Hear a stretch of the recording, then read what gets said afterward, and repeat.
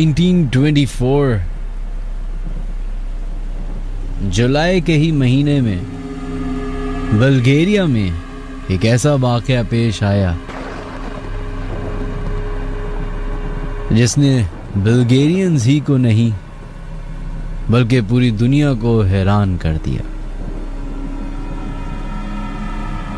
बल्गेरिया में मौजूद एक इलाके में जहां आर्मी का ड्रिल हो रहा था, एक ऐसा इलाका जहां पे किसी जमाने में लोग रहा करते थे,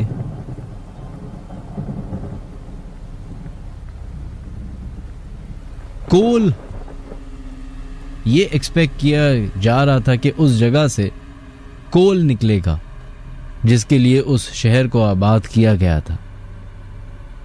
लेकिन 3 साल के बाद ही लोगों ने, कंपनीज ने, यहां तक कि गवर्नमेंट ने उस जगह को रातों रात बंद कर दिया।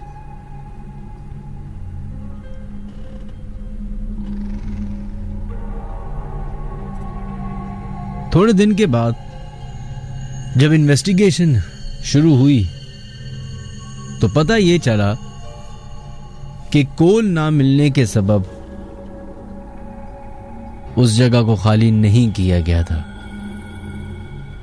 बल्कि कोई और ही डार्क सीक्रेट था जो उस वक्त की हुकूमत ने भी छुपाया और वहां के करता धरता लोगों ने भी उस राज को राज ही रखा।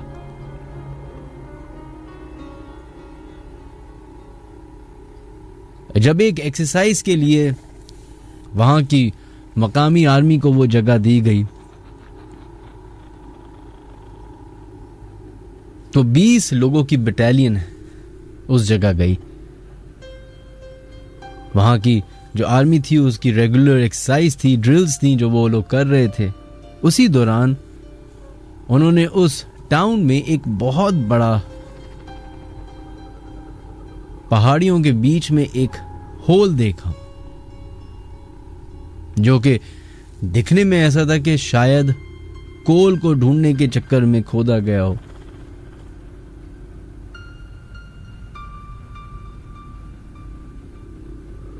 चंद आर्मी ऑफिसर्स के साथ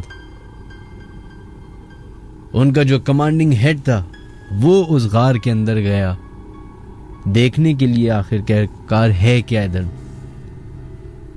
अंदर तो चले गए, जैसे जैसे अंदर गए वैसे ही वैसे अंधेरा बढ़ता चला गया और जगह नैरो से नैरो होती चली गई।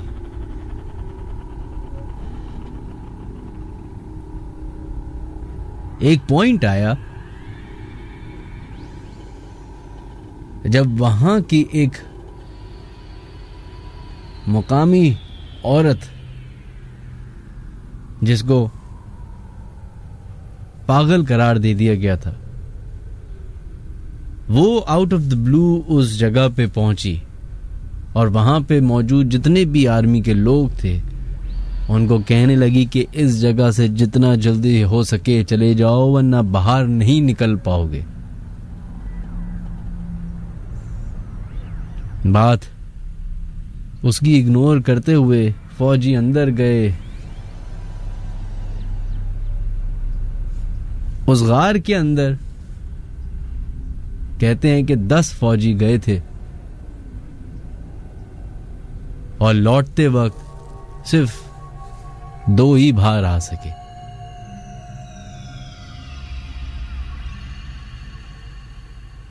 जो 2 बाहर वापस आए उन्होंने बताया कि अंदर जब हम मौजूद उस जगह पे पहुंचे तो वहां पे हमें लोगों की आवाजें आना शुरू हुई। ऐसा लगा कि शायद बहुत सारे लोग अंदर काम कर रहे हैं, तो उन्होंने ये अज्यूम किया कि शायद अभी भी अंडर कवर इस जगह पे काम हो रहा हो, तो वो अंदर जाते गए। लेकिन एक पॉइंट ऐसा आया कि उनको रियलाइज हो कि ये आवाज तो जितना हम उसके करीब जाने की कोशिश कर रहे हैं ये उतना ही दूर होती जा रही है। जितनी देर में ये बात रियलाइज हुई तो उनके जो कमांडिंग हेड थे उन्होंने कहा कि हमें वापस रिट्रीट करना चाहिए।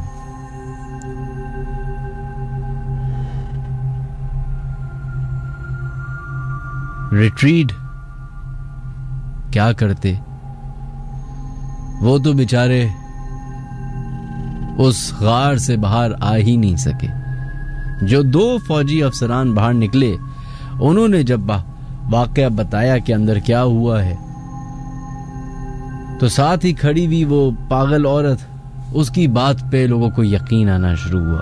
वो कहते हैं कि हम जैसे रिट्रीट का सुना तो हम दोबारा उस रास्ते की तरफ चल पड़े जो जमीन की तरफ आ रहा था, और जैसे जैसे हम उसकी तरफ जा रहे थे हमारी आंखों के सामने वो जगह छोटी होती जा रही थी। एक पॉइंट आया कि इतनी छोटी हो गई कि सिर्फ एक फौजी के गुजरने की जगह थी। लाइन बना के हम निकल ही रहे थे कि हमारे बटालियन के हेड जो भी कर्नल XYZ मेजर जो भी थे उन्होंने अपनी फायरिंग करना शुरू कर दी। उनकी फायरिंग करते करते बाकी सारे नौजवानों ने भी अपनी फायरिंग गन्स निकाली और फायर करना शुरू किया।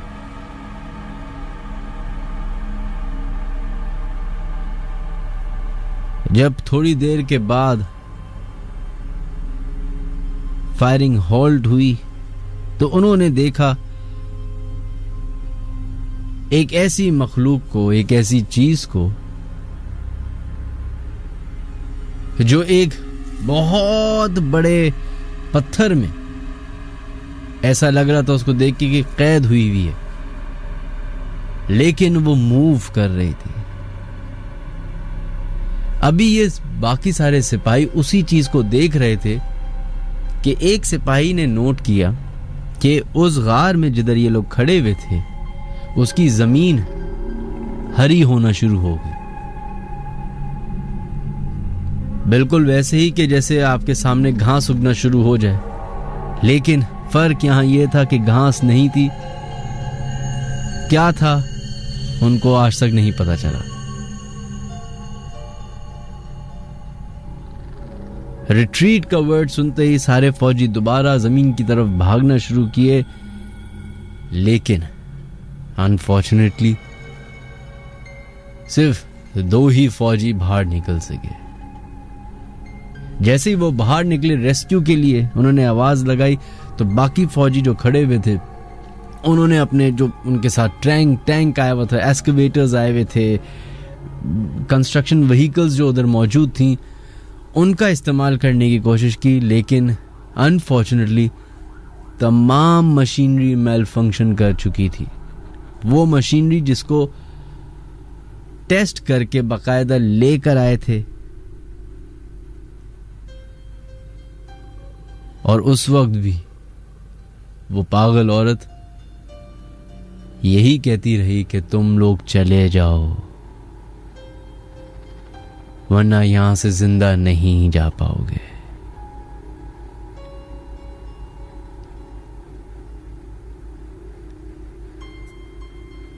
सिवाय उन 2 फौजियों के जितने भी लोग वहां पे मौजूद थे कोई नहीं बच पाया। इस बात को छुपाने की बहुत कोशिश की गई, लेकिन सच हमेशा सामने आ ही जाता है। लेकिन कुछ ऐसे सवालात छोड़ गया कि जिसके जवाबात ना मिले। ऐसा क्या था उस गार के अंदर कि जिसकी वजह से पूरा शहर खाली कर दिया गया? ऐसा क्या हुआ था उस गार के अंदर जो इतने हाईली क्वालिफाइड ट्रेन्ड सोल्जर्स चंद मिनट में ही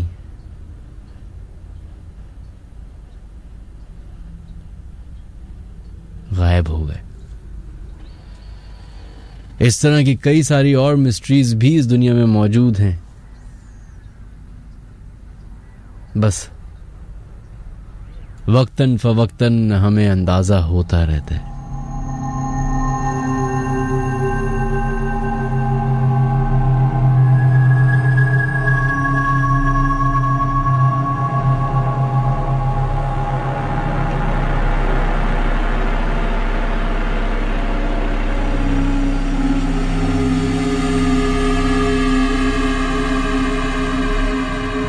Ladies and gentlemen, friends and fellows, welcome to the Late Night Horror Show.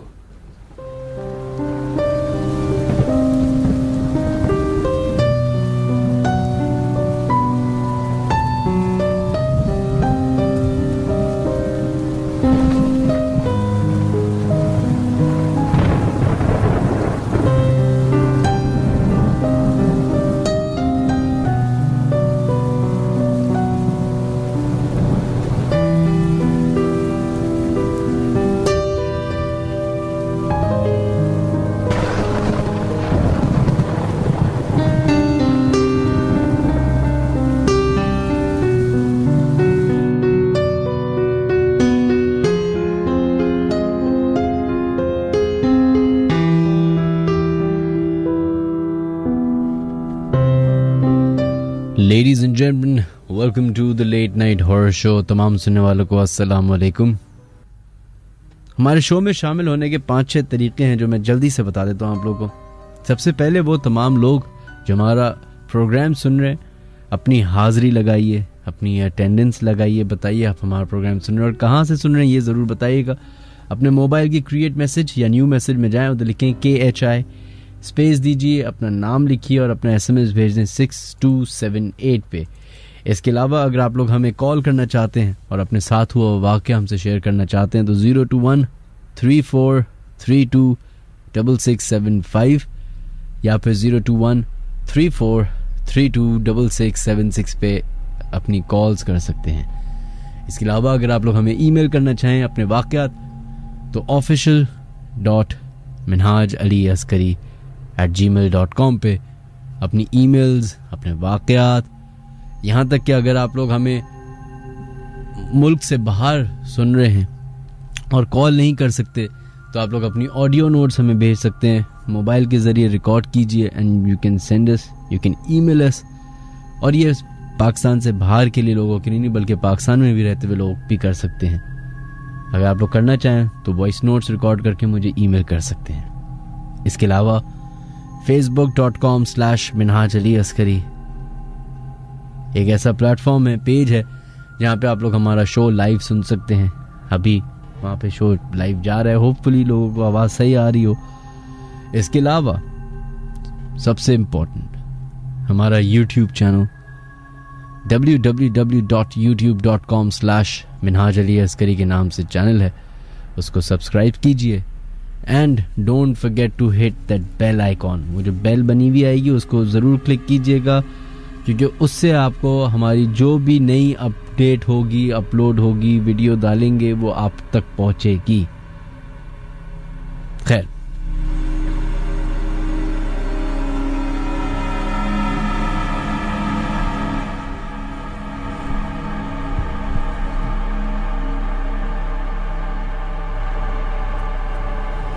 चलो जनाब बढ़ते हैं अपनी फर्स्ट ईमेल की तरफ। अस्सलाम वालेकुम मिनहाज, मेरा नाम मत लीजिएगा। मेरा इंसिडेंट ब्लैक मैजिक से रिलेटेड है। ये 2014 का इंसिडेंट है जब मेरे मामू की शादी हुई। मेरी नानी का घर नॉर्थ कराची में है, नोमानिया मस्जिद की पहली गली में।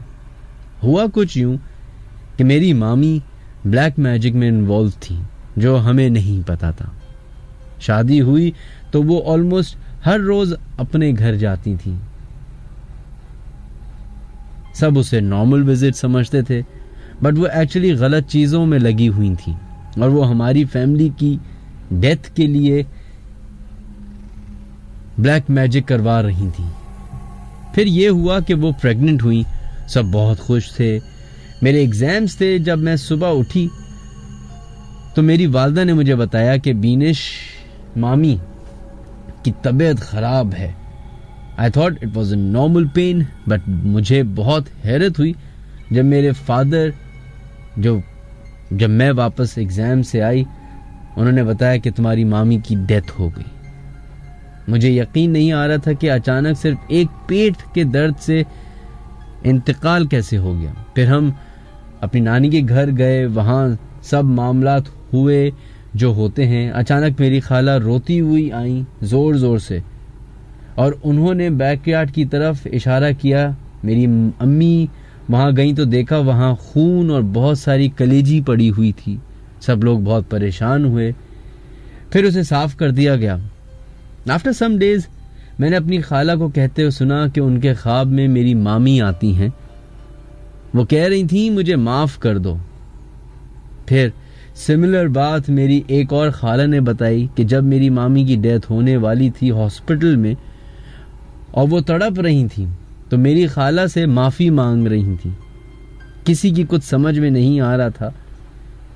इसी तरह यह हुआ कि एक रात मेरी खाला, जो अपने बेटे के साथ हमारी बिल्डिंग में ही रहती हैं, वो रात 2 बजे भागती हुई हमारे घर आई और कहा कि उन्हें मामी नजर आ रही हैं घर में,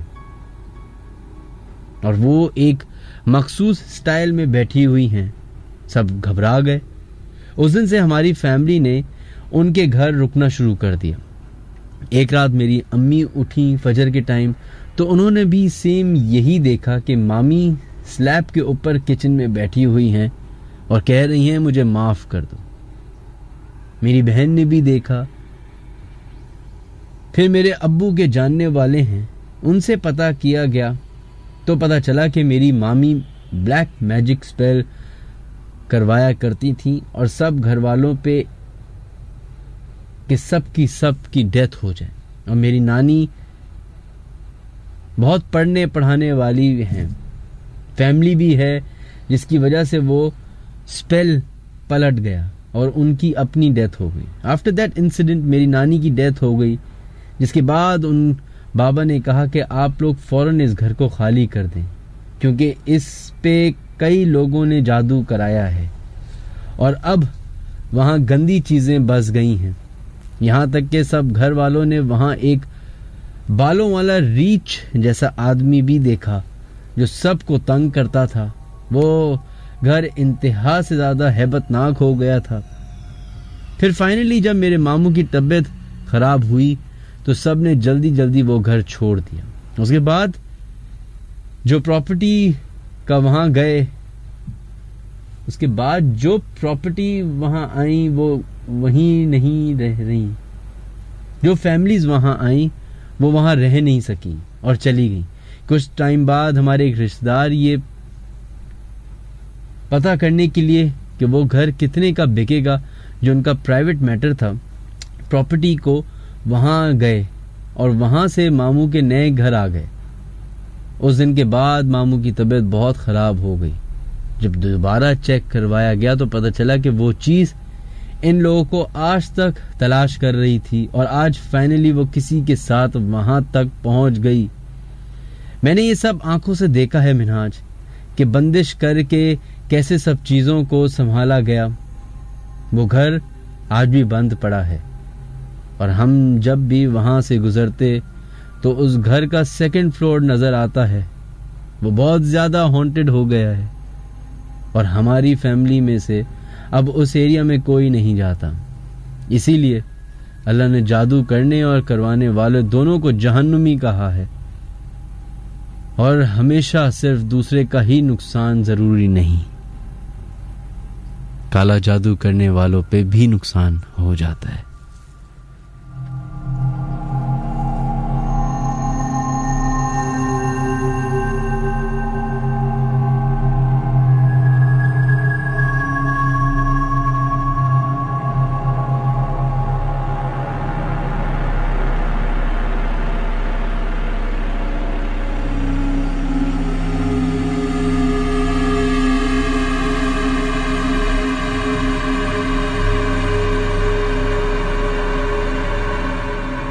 खैर जनाब, ये थी एक अननोन जिन्होंने हमें बोला कि अब उनका नाम शामिल ना करें, और उन्होंने अपने साथ अपनी फैमिली के साथ हुआ हुआ एक वाक़या जो बहुत कॉमन है हमारे माशरे में, स्पेशली हसद, नफरत, जेलसी, एनवी, किसी की खुशी को बर्बाद करना। ये हमारे माशरे में अनफॉर्चुनेटली देखा गया है, और इस चीज पे भी प्रैक्टिस की जाती है, यानी कि काला जादू पे, जिसको अल्लाह की नजर में सबसे ज्यादा बुरा कहा गया है। लेकिन अनफॉर्चुनेटली माशरे में चंद ऐसे लोग होते हैं जो ये सब चीजों पे अमल करते हैं। खैर, बहुत सारे लोग हमें फेसबुक पे सुन रहे हैं, पहले उनके नाम शामिल कर लेते हैं, देखते हैं फेसबुक लाइव पे कौन कौन है। फिल्जा अमीन, आपका मैसेज आया, thank you so much. Shahryar Ali, बहुत शुक्रिया। Mohammad Tauseef, Zahid Khan, thank you so much, आपको भी मैसेज आया हुआ है। मोहम्मद तौसीफ, हाय हाय जनाब, बिल्कुल। एंड मोहम्मद अजहर, इसके अलावा Uzair Shaikh, thank you so much, आपका मैसेज आया हुआ है। Irfan Ramzan, Qandeel Fatima, thank you so much. Syeda Amber Ali, Shayan, Abdul Razzaq Memon sahab, बहुत बहुत शुक्रिया। Fahad Habib, thank you so much.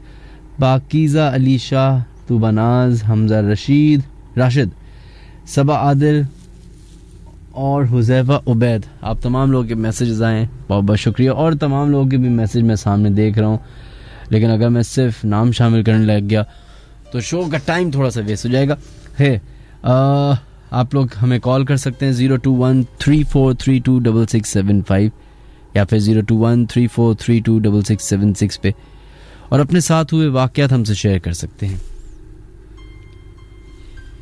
एक ईमेल आई है मेरे पास जो कि काफ़ी बड़ी है।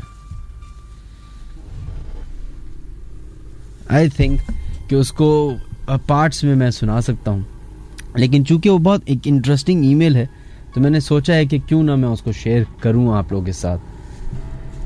अस्सलाम वालेकुम Minhaj, please don't share my name. बिल्कुल हम नहीं करते। Hope you are fine. I want to share multiple stories that happened with me and my family.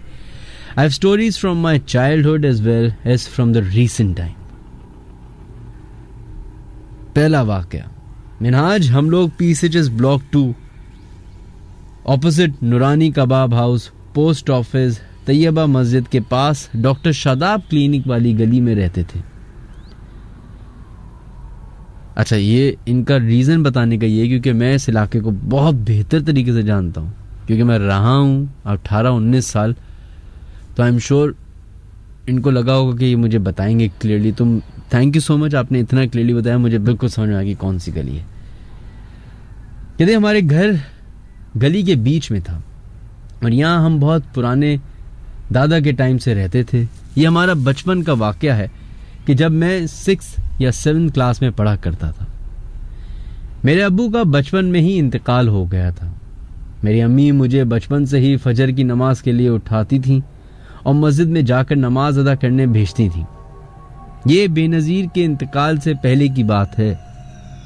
उस वक्त मैं बहुत छोटा था और मुझे अकेले मस्जिद में जाने से डर भी लगता था।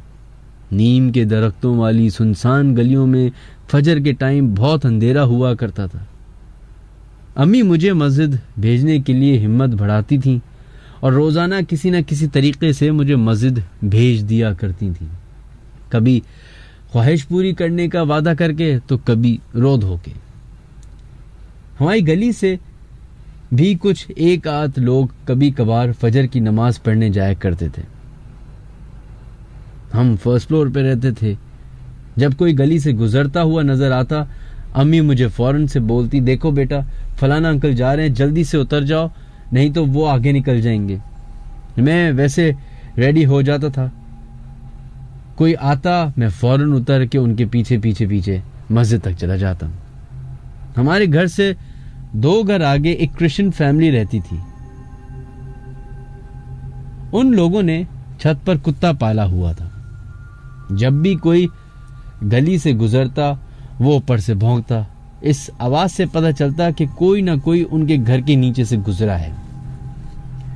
अक्सर ऐसा हुआ करता था कि मैं सुन्नतें पढ़ रहा होता था तो वो अंकल भाई निकल जाया करते थे, जो मुझे अकेले ही हिम्मत करके जाना पड़ता था वापस घर। मुझे अकेले जाने में बहुत डर लगता था। अब ये होने लगा कि अम्मी कहती कि जाओ नीचे, अभी अभी फलाना अंकल गुजरे हैं, उनके पीछे पीछे चले जाओ। मैं फौरन उतरता, मगर गली में कोई नहीं होता। मैं कभी घर ऊपर वापस आ जाया करता था, नहीं तो भागकर तैयबा मस्जिद पहुंच जाया करता था। मैं अम्मी को वापस आकर अपनी नाराजगी का इजहार जरूर करता था। आपने मुझसे झूठ बोल के मुझे मस्जिद अकेले भेज दिया, मगर अम्मी कहती कि मैंने उनको खुद जाते हुए देखा है और कुत्ता भी भौंक रहा होता था।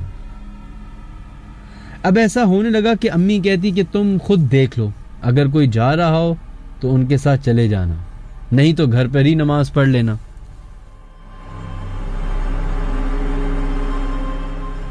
अब मैं खुद देखता कि किसी का गेट खुलने की आवाज आती, मैं खिड़की से झांकता, कोई गली से गुजरता और मैं फौरन उतरकर उनके पीछे पीछे चला जाता। ये मेरा मामूल बन चुका था। अब फिर वही होने लगा। मैं खुद देखता और उतरता, मगर गली में कोई भी नहीं होता। मैं सोचता कि वो जल्दी जल्दी चले गए होंगे, तो मैं भागकर गली के कोने तक जाता, मगर ऐसा कोई भी जाता हुआ नजर नहीं आता। ना ही मस्जिद में पहुंचकर कोई अपनी गली वाला, कोई जानने वाला नजर आता। अब मुझे कुछ समझ में आना शुरू हो गया था कि कुछ अलग ही हो रहा है। मैं रोजाना आकर अम्मी को ये बात बताता, मगर अम्मी मुझसे कुछ जिक्र नहीं करती, बस हिम्मत बढ़ाती रहती। ये सवाल आज भी मेरे जहन में है कि कौन मेरी गली से गुजरता है, और जब मैं नीचे उतर कर जाता था तो कोई भी नहीं होता था। ये सिलसिला यूं ही ऑन एंड ऑफ चलता रहा जब तक हम उस घर से शिफ्ट नहीं हो गए।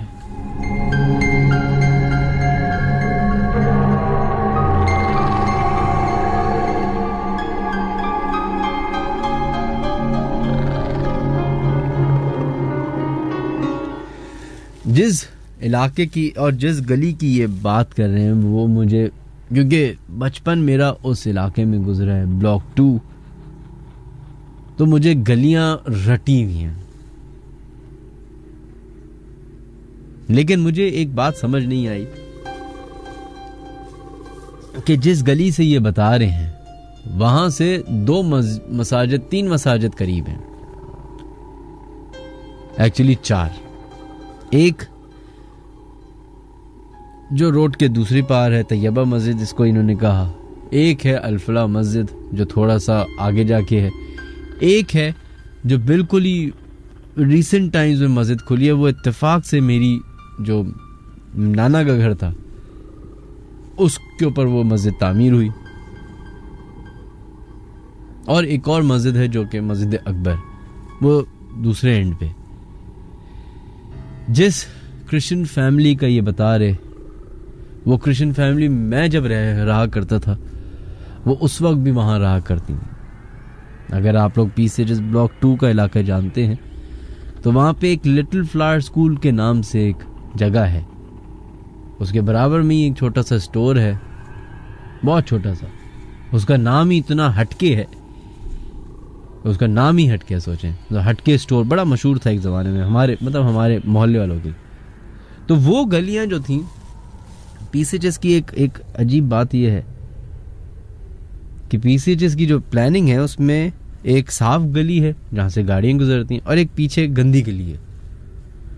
यूजुअली वो गलियां इसलिए होती थी कि आपका ज़्यादातर जो लोगों का अपने घरों में आना जाना हो वो उस गली से हो। लेकिन अनफॉर्चुनेटली हम ज़रा गंदे लोग हैं, हम कचरा फेंकते हैं वहाँ पे जाके, उसको गंदी गली बना दी हमने। तो फिर होने ये लगा कि वहां पे क्योंकि गंदगी होती तो कोई भी नहीं जाता। तो ऐसे एक एक गली करते करते बहुत सारी पीसेस की गलियां जो जो जिनको गंदी गली कहा जाता है अब वो सुनसान हो गई, वहां कोई नहीं जाता।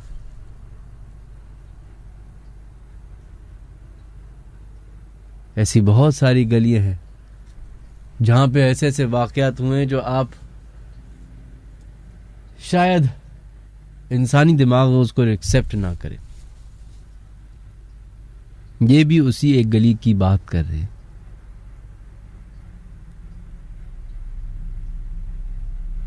ये तो एक वाकया था, ऐसे उनके साथ कोई 5-6 वाकयात हुए जो मैं वक्तन फवक्तन अपने शो में शामिल करता रहूंगा।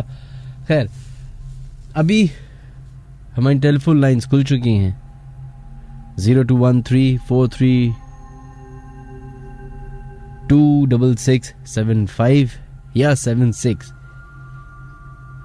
इस पे आप लोग हमें कॉल कर सकते हैं और अपने साथ हुए वाकयात हमसे शेयर कर सकते हैं।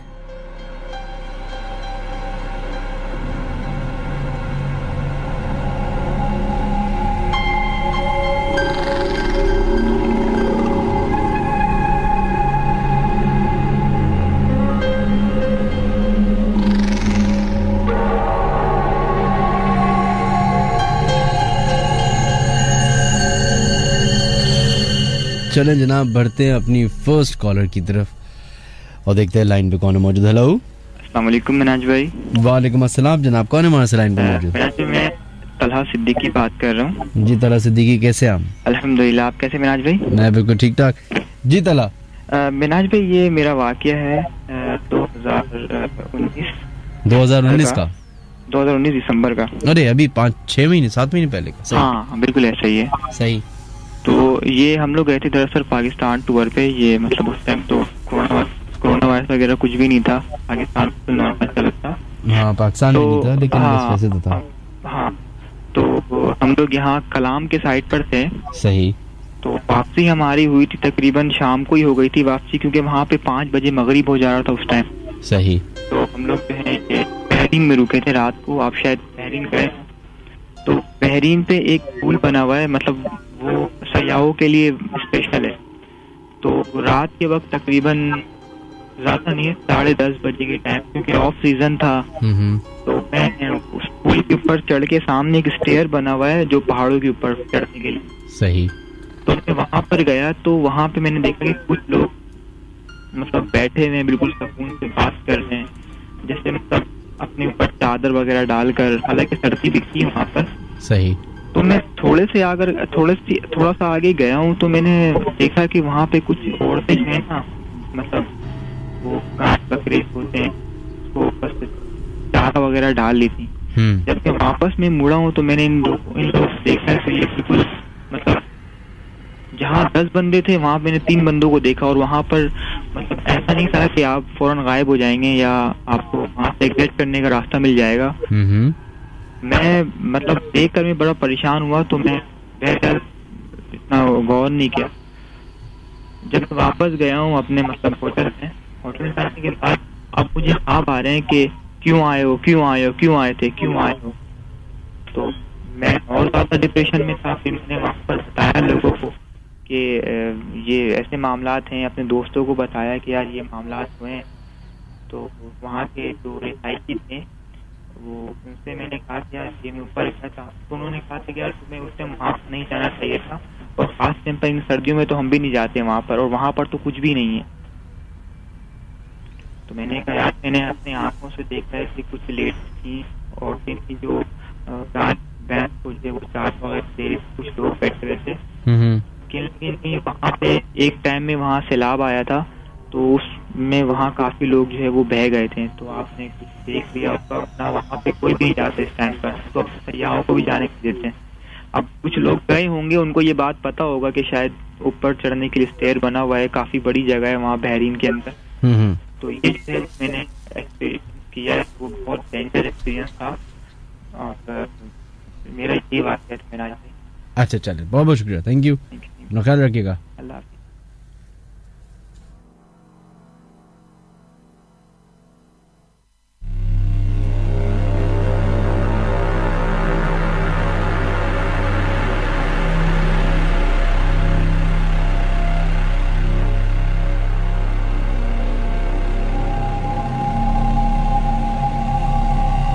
खैर जनाब, ये हमारे फर्स्ट कॉलर थे, लेकिन इनकी आवाज़ जो है बिल्कुल क्लियर नहीं आ रही थी, मुझे भी बिल्कुल क्लियर नहीं हो रही थी।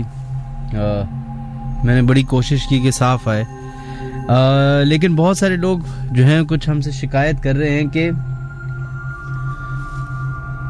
हमारा शो ऑनर नहीं हो रहा। ये कैसी बात कर दी? कराची से तो मैं ऑनर हूँ। अब हो सकता है कि लाहौर में शायद ऑनर ना हुआ हो, तो हमारे इंजीनियर हजरात प्लीज़ ज़रा लाहौर को जगा दें। अक्सर लाहौर सोता रह जाता है, तो उनको जगाना पड़ता है स्पेशली। खैर, अभी थोड़ी देर में हमारा शो ऑनर हो जाएगा, और अगर फिक्र ना करें, अगर शो नहीं भी आ रहा तो आप हमारा यूट्यूब चैनल सब्सक्राइब कीजिए। बेस्ट ऑप्शन यही है कि वहाँ पे आप हमारा शो सुन सकते हैं। खैर, बढ़ते अपने नेक्स्ट ईमेल की तरफ। आई बिलीव ईमेल ही बेहतर रहेगा अभी। अस्सलाम वालेकुम मिनहाज, मेरा नाम रूसा है, मैं कराची PIB कॉलोनी की रिहायशी हूँ। ये जो वाक़या मैं आपको बताने जा रही हूँ, ये आज से 7 साल पहले का है, जब हमारा घर शिफ्ट हो रहा था। गुलशन इकबाल ब्लॉक 13C में हम एक फ्लैट में शिफ्ट हुए थे। शिफ्टिंग जो कि अर्जेंट करना थी, तो हम घर देखे बिना ही शिफ्ट हो गए। स्टेट एजेंट के साथ अब्बू ने फ्लैट बाहर से ही देखा और ओके कर दिया था। ये 4th फ्लोर पे लास्ट अपार्टमेंट था।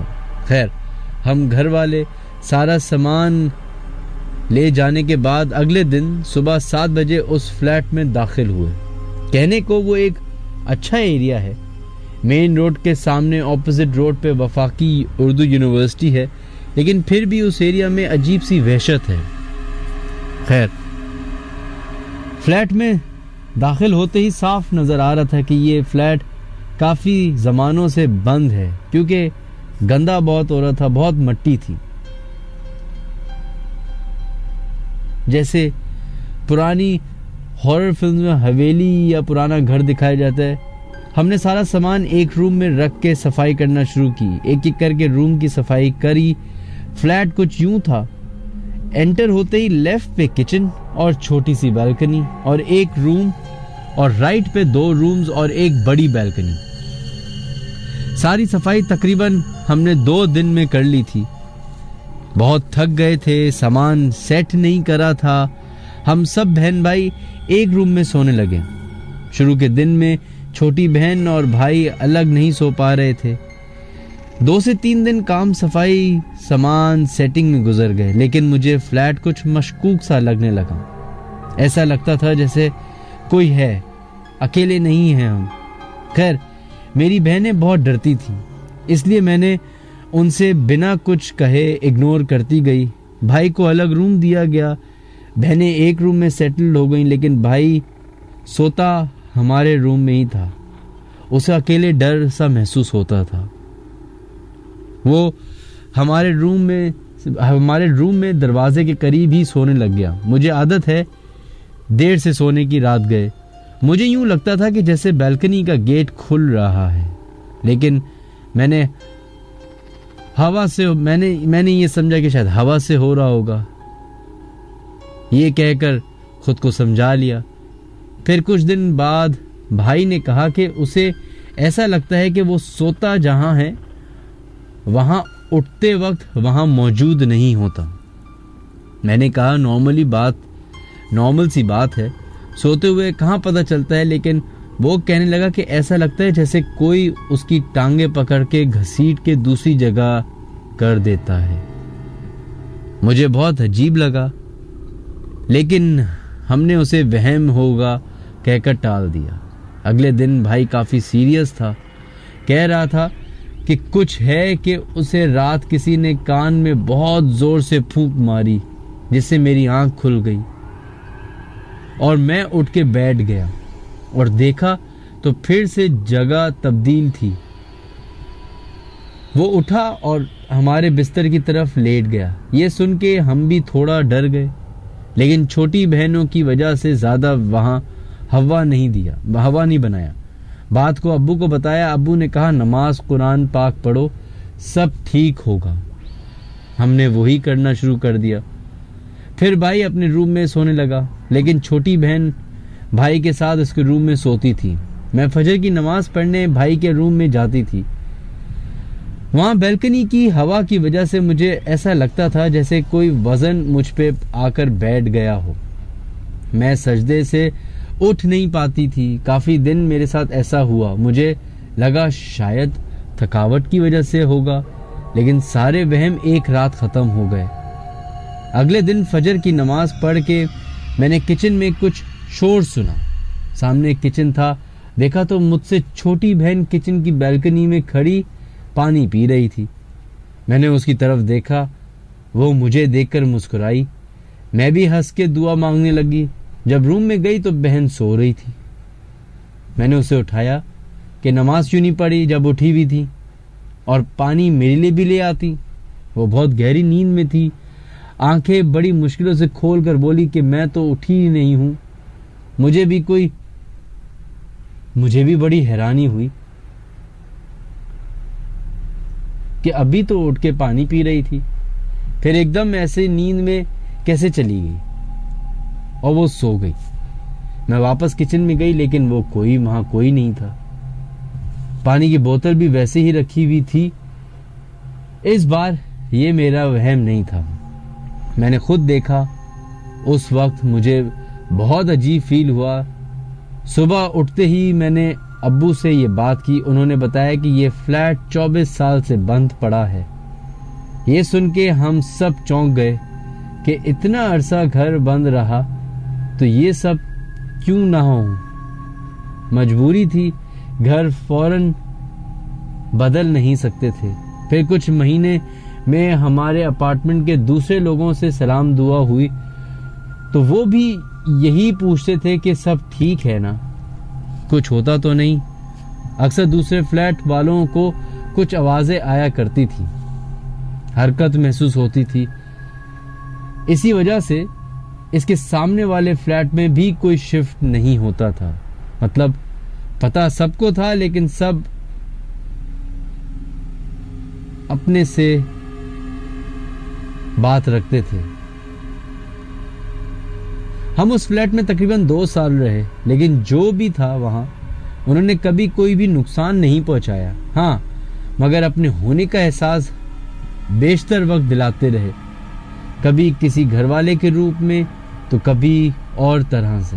फिर हमने घर शिफ्ट कर लिया, लेकिन हमारे बाद वहां कोई नहीं आया, नहीं हमारे मालूम नहीं करा। अल्हम्दुलिल्लाह अब जहां हैं वहां सब कुछ बेहतर है।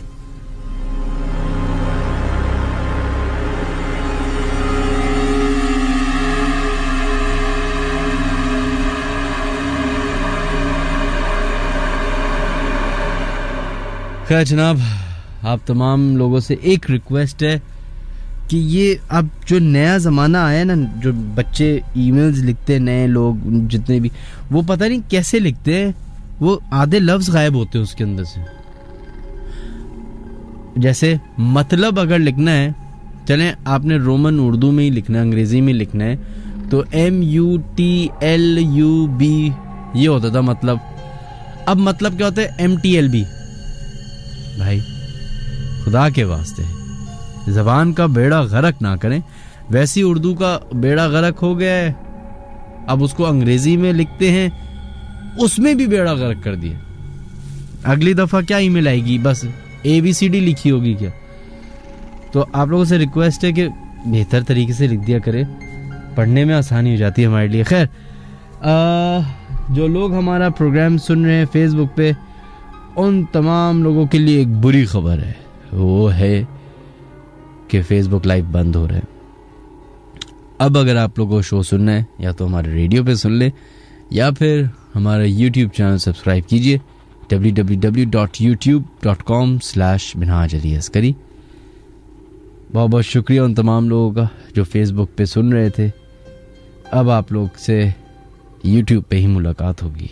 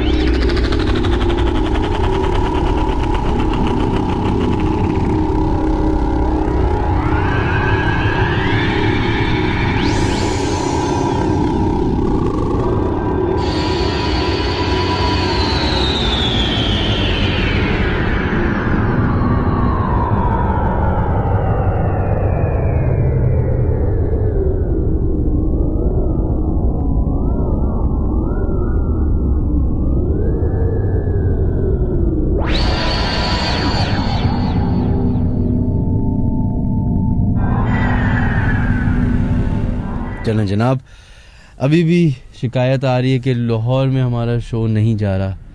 तो भाई लाहौर वाले, कोई भी हमारा प्रोग्राम किस तरह मैं बताऊं, मैं क्या लाहौर चला जाऊं? इन लोगों की गलतियों की वजह से हम आरजेस को कभी कभी प्रॉब्लम्स फेस करनी पड़ती हैं। खैर, बढ़ते अपने नेक्स्ट कॉलर की तरफ और देखते हैं लाइन पे कौन है मौजूद। हेलो, अस्सलाम वालेकुम। वालेकुम अस्सलाम जनाब, कौन है हमारे से लाइन पे मौजूद? जी मैं आबिद बात कर रहा हूँ कराची से। जी आबिद, कैसे हैं आप? अल्हम्दुलिल्लाह, अल्लाह का शुक्र। मिनाज भाई, मैंने एक वाकया तो नहीं कह सकते, लेकिन मैंने जो कारसाज रोड है उसके बारे में कुछ इंफॉर्मेशन शेयर करनी थी। ओहो, कारसाज के बारे में बताइए। जी, तो मैं पिछले 15 सालों से यही बिल्कुल कारसाज रोड पे ही रह रहा हूँ, मतलब उसके पास जो नेवल एरिया है वहाँ रह रहा हूँ। सही। तो मैं तकरीबन रात को भी निकला हूँ, मतलब जिस टाइम को कह लो निकला हूँ, और वो स्पेसिफिक वो जो एरिया आपने बहुत दफा शो में बताया है कि वहाँ पर वो एक कुछ देखा गया है। हाँ। बहुत हमारा हर रोज ही तकरीबन आना जाना रात को 2-3 बजे होता था, लेकिन कभी कोई ऐसा हुआ ही नहीं है। और हमने ट्राई भी किया एक दफा कि शायद कुछ हो, लेकिन आई डोंट थिंक सो कि मतलब इसमें कुछ रियलिटी है इसका। नहीं, ये तो मैं आपके साथ 110% आपके साथ हूँ कि ईमान नहीं है कुछ। बिल्कुल, ऑब्वियसली। लेकिन लोग कहते हैं, आई डोंट नो, अब जितने भी कारसाज में मेरे साथ दोस्त रहते हैं शायद उनके साथ कोई हुआ हो, लेकिन कभी उनके साथ भी कुछ नहीं हुआ। लेकिन मुझे अभी बहुत सारे लोग जो है ना 2-4 महीने में ऐसे कॉलर्स आते हैं जो आके बताते हैं, सुना भी है, लेकिन मे भी कोई डिल्यूजन हो, कोई इस तरह की कोई चीज हो, क्योंकि हर चीज रियलिटी होती नहीं है। हमारा माइंड भी बहुत सारी ऐसी चीजें क्रिएट कर देता है, हम अगर सोचने लग जाए कि ये कुछ है तो लेकिन एक काम हमें फिर नजर आने लग जाता है। अच्छा आबिद, एक काम करेगा, वहाँ पे ना बहुत सारे जो रेस्टोरेंट्स बने हुए ना, आप उन रेस्टोरेंट के मालिकों के पास जाएं, जो भी उधर काम करता है, बिल्कुल, उनसे जाके पूछिए। 3-4 ही तो है, कुंदन ब्रोस्ट है वो, बिल्कुल, आप उनसे जाके पूछिए। ये बेहतर है, मैं इंशाल्लाह पता करके ना आपको इंशाल्लाह फिर आपसे राब्ता करता हूँ। बिल्कुल, मुझे बताइए। और इसके अलावा ये बताइए कि जिस इलाके की आप बात कर रहे हैं वहाँ पे एक बड़ी इंटरेस्टिंग चीज है, पता नहीं आपने नोट की है कि नहीं की है। आपका आप जो बता रहे हैं, अगर हम टूवर्ड्स ब्रिज की तरफ जा रहे हैं, जो कि शारे फैसल का ब्रिज है, जी, तो आपकी तो कॉलोनी लेफ्ट पे बनेगी ना, वही वाली है ना ये? जी बिल्कुल वही। सही है। तो एक जमाने में, पता नहीं, अब मुझे टाइम याद नहीं, आज से 10 साल पहले या 15 साल पहले, जब ब्रिज आप चढ़ते हैं शारे कारसाज वाला, अगर आप उससे लेफ्ट मुड़े तो एयरपोर्ट के लिए निकल जाएंगे। जी बिल्कुल ऐसे ही। फिर आप लेफ्ट जाएंगे तो पेट्रोल पंप आ जाएगा।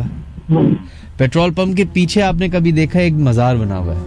जी बिल्कुल, वहाँ पर मेरी अम्मी बचपन में मुझे लेकर जाया करती थी। वहाँ पर वो गर्म पानी आता था और सिचुएशन। बिल्कुल। अब वो जो मजार है वो आई थिंक आपकी ही कॉलोनी के अंदर आ गया है। बिल्कुल आ गया। तो अब उसकी क्या हालात हैं? अब वैसे तो वहाँ पर मजार के आसपास कुछ सिविलियंस रहते हैं जो मतलब पहले उनके घर थे, लेकिन मजार बिल्कुल बंद है। और वहाँ पर भी कहानियां ये मशहूर की गई है कि वहाँ पर भी कुछ ऐसे असरात पाए, क्योंकि मजार के साथ कब्रिस्तान भी एक है। अच्छा। तो जब हम बच्चे होते थे तो बहुत सारी ऐसी कहानियां थी कि वहाँ पर एक दोस्त था मेरे, उसने मुझे बताया था कि हम गुजर रहे थे रास्ते से, तो हमें पीछे से कोई आवाजें सुनाई दी गई। तो इसी तरह की वहाँ पर ये कहानियां मशहूर तो हैं उससे रिलेटेड। वहाँ पर कब्रिस्तान भी है। और आपके इलाके में कोई ऐसी जगह मशहूर है? सॉरी, आपके इलाके में कोई ऐसी जगह मशहूर है कोई? एक तो यही है, दूसरी एक कारसाज के अंदर एक कॉलोनी है, मतलब 2 कॉलोनीज एक साथ हैं।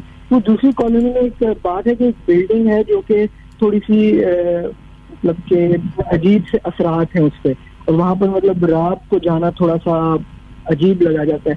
तो बेसिकली मैंने कहने का मतलब ये था कि ये बातें तो होती है, लेकिन बहुत सारी चीजें डिल्यूजन भी होती हैं, हर चीज पे हम यकीन नहीं कर सकते।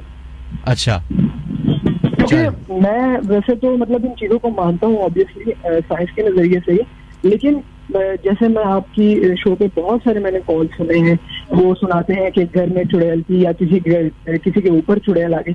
तो मैं नहीं समझता कि हर कोई ये सच बोल रहा होता है, क्योंकि हमारा माइंड, क्योंकि मैं साइकोलॉजी की कुछ चीजें पढ़ रहा होता हूँ और उस पर थोड़ा रिसर्च वगैरह कर रहा हूँ आजकल, मैं इसी चीजों से रिलेटेड थोड़ा बहुत कर रहा हूँ। तो जो मुझे जानने को मिला है वो यही मिला है कि मोस्टली डिल्यूजन हमारा माइंड क्रिएट करता है, उसकी वजह से इफेक्ट ये होता है कि हम मान जाते हैं कि ये चीजें हमारे साथ हो रही हैं। ये बात तो है, लेकिन मतलब बहुत, क्योंकि ये जो जिस चीज की हम बात करें ना, इसमें लॉजिक्स ढूंढना बड़ा मुश्किल काम है। जी बिल्कुल। अच्छा, मैं आपको एक वाकया सुनाऊंगा, एक मेरे गांव का वाकया था। कौन से अगर आपके पास टाइम हो तो जल्दी से बताइए, क्योंकि आपने तो वैसे ही माशाल्लाह से। जी, एक छोटा सा वाकया, बिल्कुल छोटा सा। मैं नॉर्मली जब गांव में हम बाहर सोते हैं सहन में और एक फैन लगा के और इस तरह सोते हैं, सही। तो मैं छोटा था, ज्यादा बड़ा तो नहीं था, 10-11 साल का होगा। तो मुझे रात को कुछ आहटें सुनाई दी। अब वो आहटें आहिस्ता आहिस्ता तेज होने लगी और मतलब इस तरह फील होने लगा मुझे जैसे कोई आ रहा है, कोई जा रहा है, कोई आ रहा है, कोई जा रहा है, अजीब सा।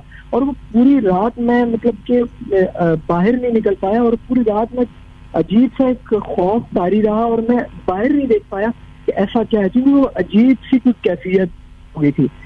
तो ये मेरे साथ गुजरा था, लेकिन मुझे लगता है कि मे भी ये डिल्यूजन ही हो, लेकिन फिर भी हुआ था तो मैंने शेयर किया आपके साथ। अच्छा, चले, बहुत बहुत शुक्रिया आपका। चले, थैंक यू, अल्लाह हाफिज़। ख्याल रखिएगा, अल्लाह हाफिज़।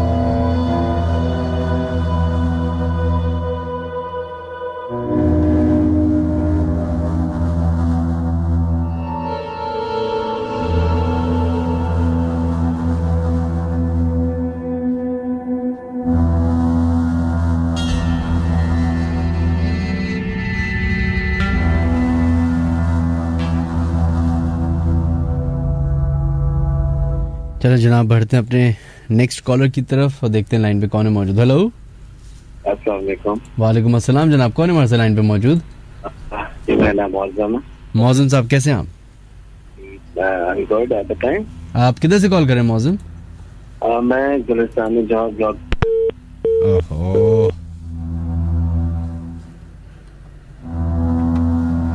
चलो जनाब, बगैर स्कैन किए ही देखते हैं कि कॉलर कौन है हमारे से लाइन पे मौजूद। हेलो, अस्सलाम वालेकुम। वालेकुम अस्सलाम। जनाब, कौन है हमारे से लाइन पे मौजूद? मैं मौजम बात कर रहा हूँ कराची से। आप भी मौजम बात कर रहे हैं? जी।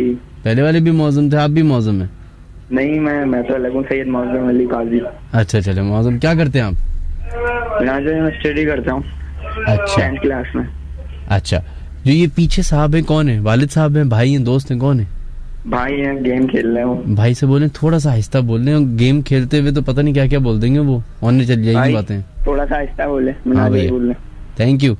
अच्छा, अब ये बताइए कि क्या हुआ है आपके साथ जो आप हमसे शेयर करना चाह रहे हैं?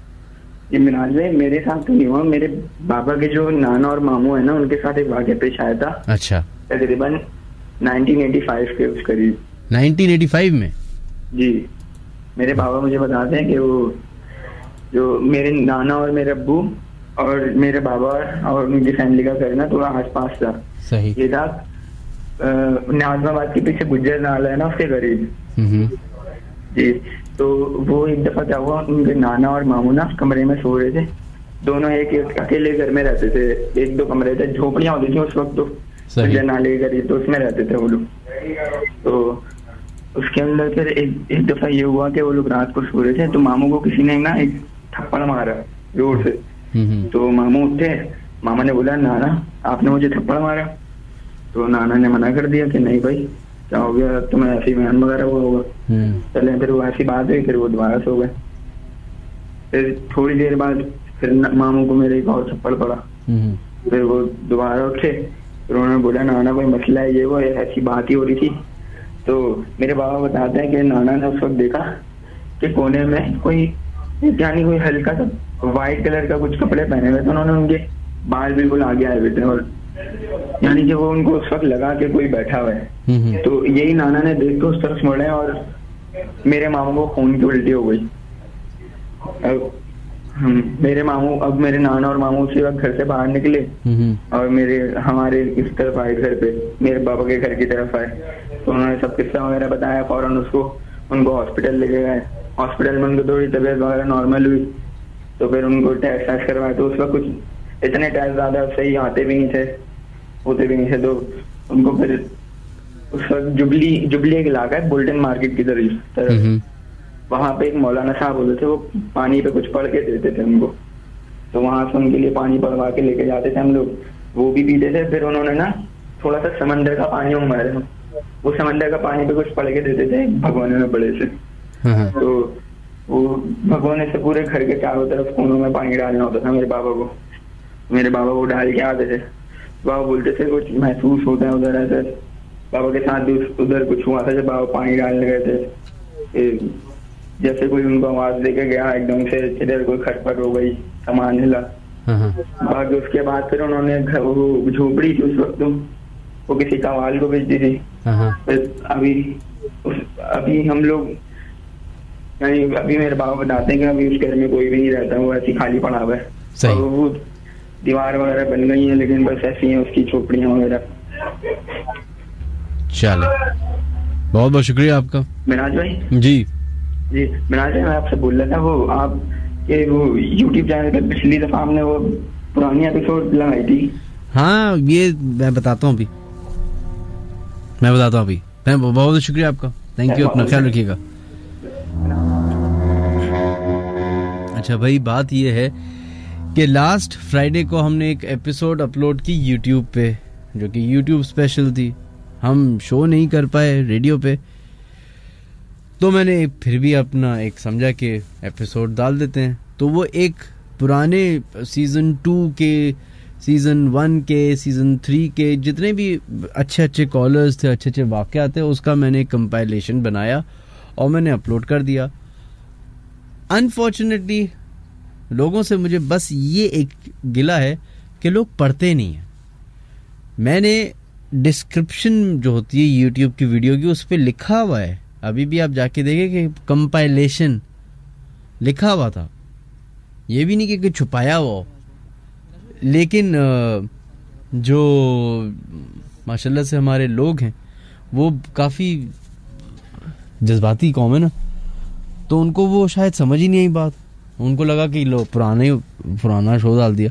क्योंकि अच्छी बात है कि लोग इतने गौर से सुनते कि उनको याद है, लेकिन वो एक कंपाइलेशन थी। और मैं वक्तन फवक्तन ऐसा करता रहूँगा कि पुराने कॉल्स, पुरानी ईमेल्स, पुराने शोज़ को भी कंपाइल करके डालता रहूँगा। तो उसमें कोई बुरी बात तो नहीं है। हाँ, अगर मैं झूठ बोलूँ तो बुरी बात है, सिंपल सी ये बात थी। खैर जनाब, एक ऑडियो कॉल हमारे पास आई है, ऑडियो नोट किन साहब ने भेजी है मुझे नहीं मालूम। बड़ा एक्सपेरिमेंट कर रहा हूँ, अभी आई है ईमेल मेरे पास, तो मैं अभी डायरेक्ट ही चला रहा हूँ। तो अल्लाह ही रहम करे, क्या होगा इसमें, अगर कोई ऊंच नीच हो गई तो उसके लिए पहले से माजरत। लेकिन ये ऑडियो नोट है, इसको गौर से सुनिए, देखते हैं कि क्या वाक़या हमसे शेयर किया जा रहा है। अस्सलाम वालेकुम मिनाज भाई। मेरा नाम अज़हर है और मैं गुलिस्तान जौहर में रहता हूँ। और ये वाक़या जो है उधर का ही है। और एक्चुअली वाक़या स्टार्ट होता है यहाँ से 4 साल पहले, 2016 से। और वो टाइम ऐसा था जब मैं हॉरर मूवीज़ बहुत ज़्यादा देखता था, इतना ज़्यादा देखता था कि मैं कुछ नहीं देखता था, मैं कुछ भी नहीं देखता था सिवाय हॉरर मूवीज़ के, मैं कुछ भी नहीं करता था सिवाय हॉरर मूवीज़ के। तो हुआ ये कि मैंने मतलब मैं इन शॉर्ट करके बता रहा हूँ आपको कि मैं अपने आप को चैलेंज करता था कि मुझे अगर डर भी लगता था तो मैं अपने आप को चैलेंज करता था कि मैं देख सकता हूँ। तो मैं रूम अपना दरवाज़ा बंद करके रूम में लाइट्स ऑफ करके अकेले में हॉरर मूवीज़ देखता था।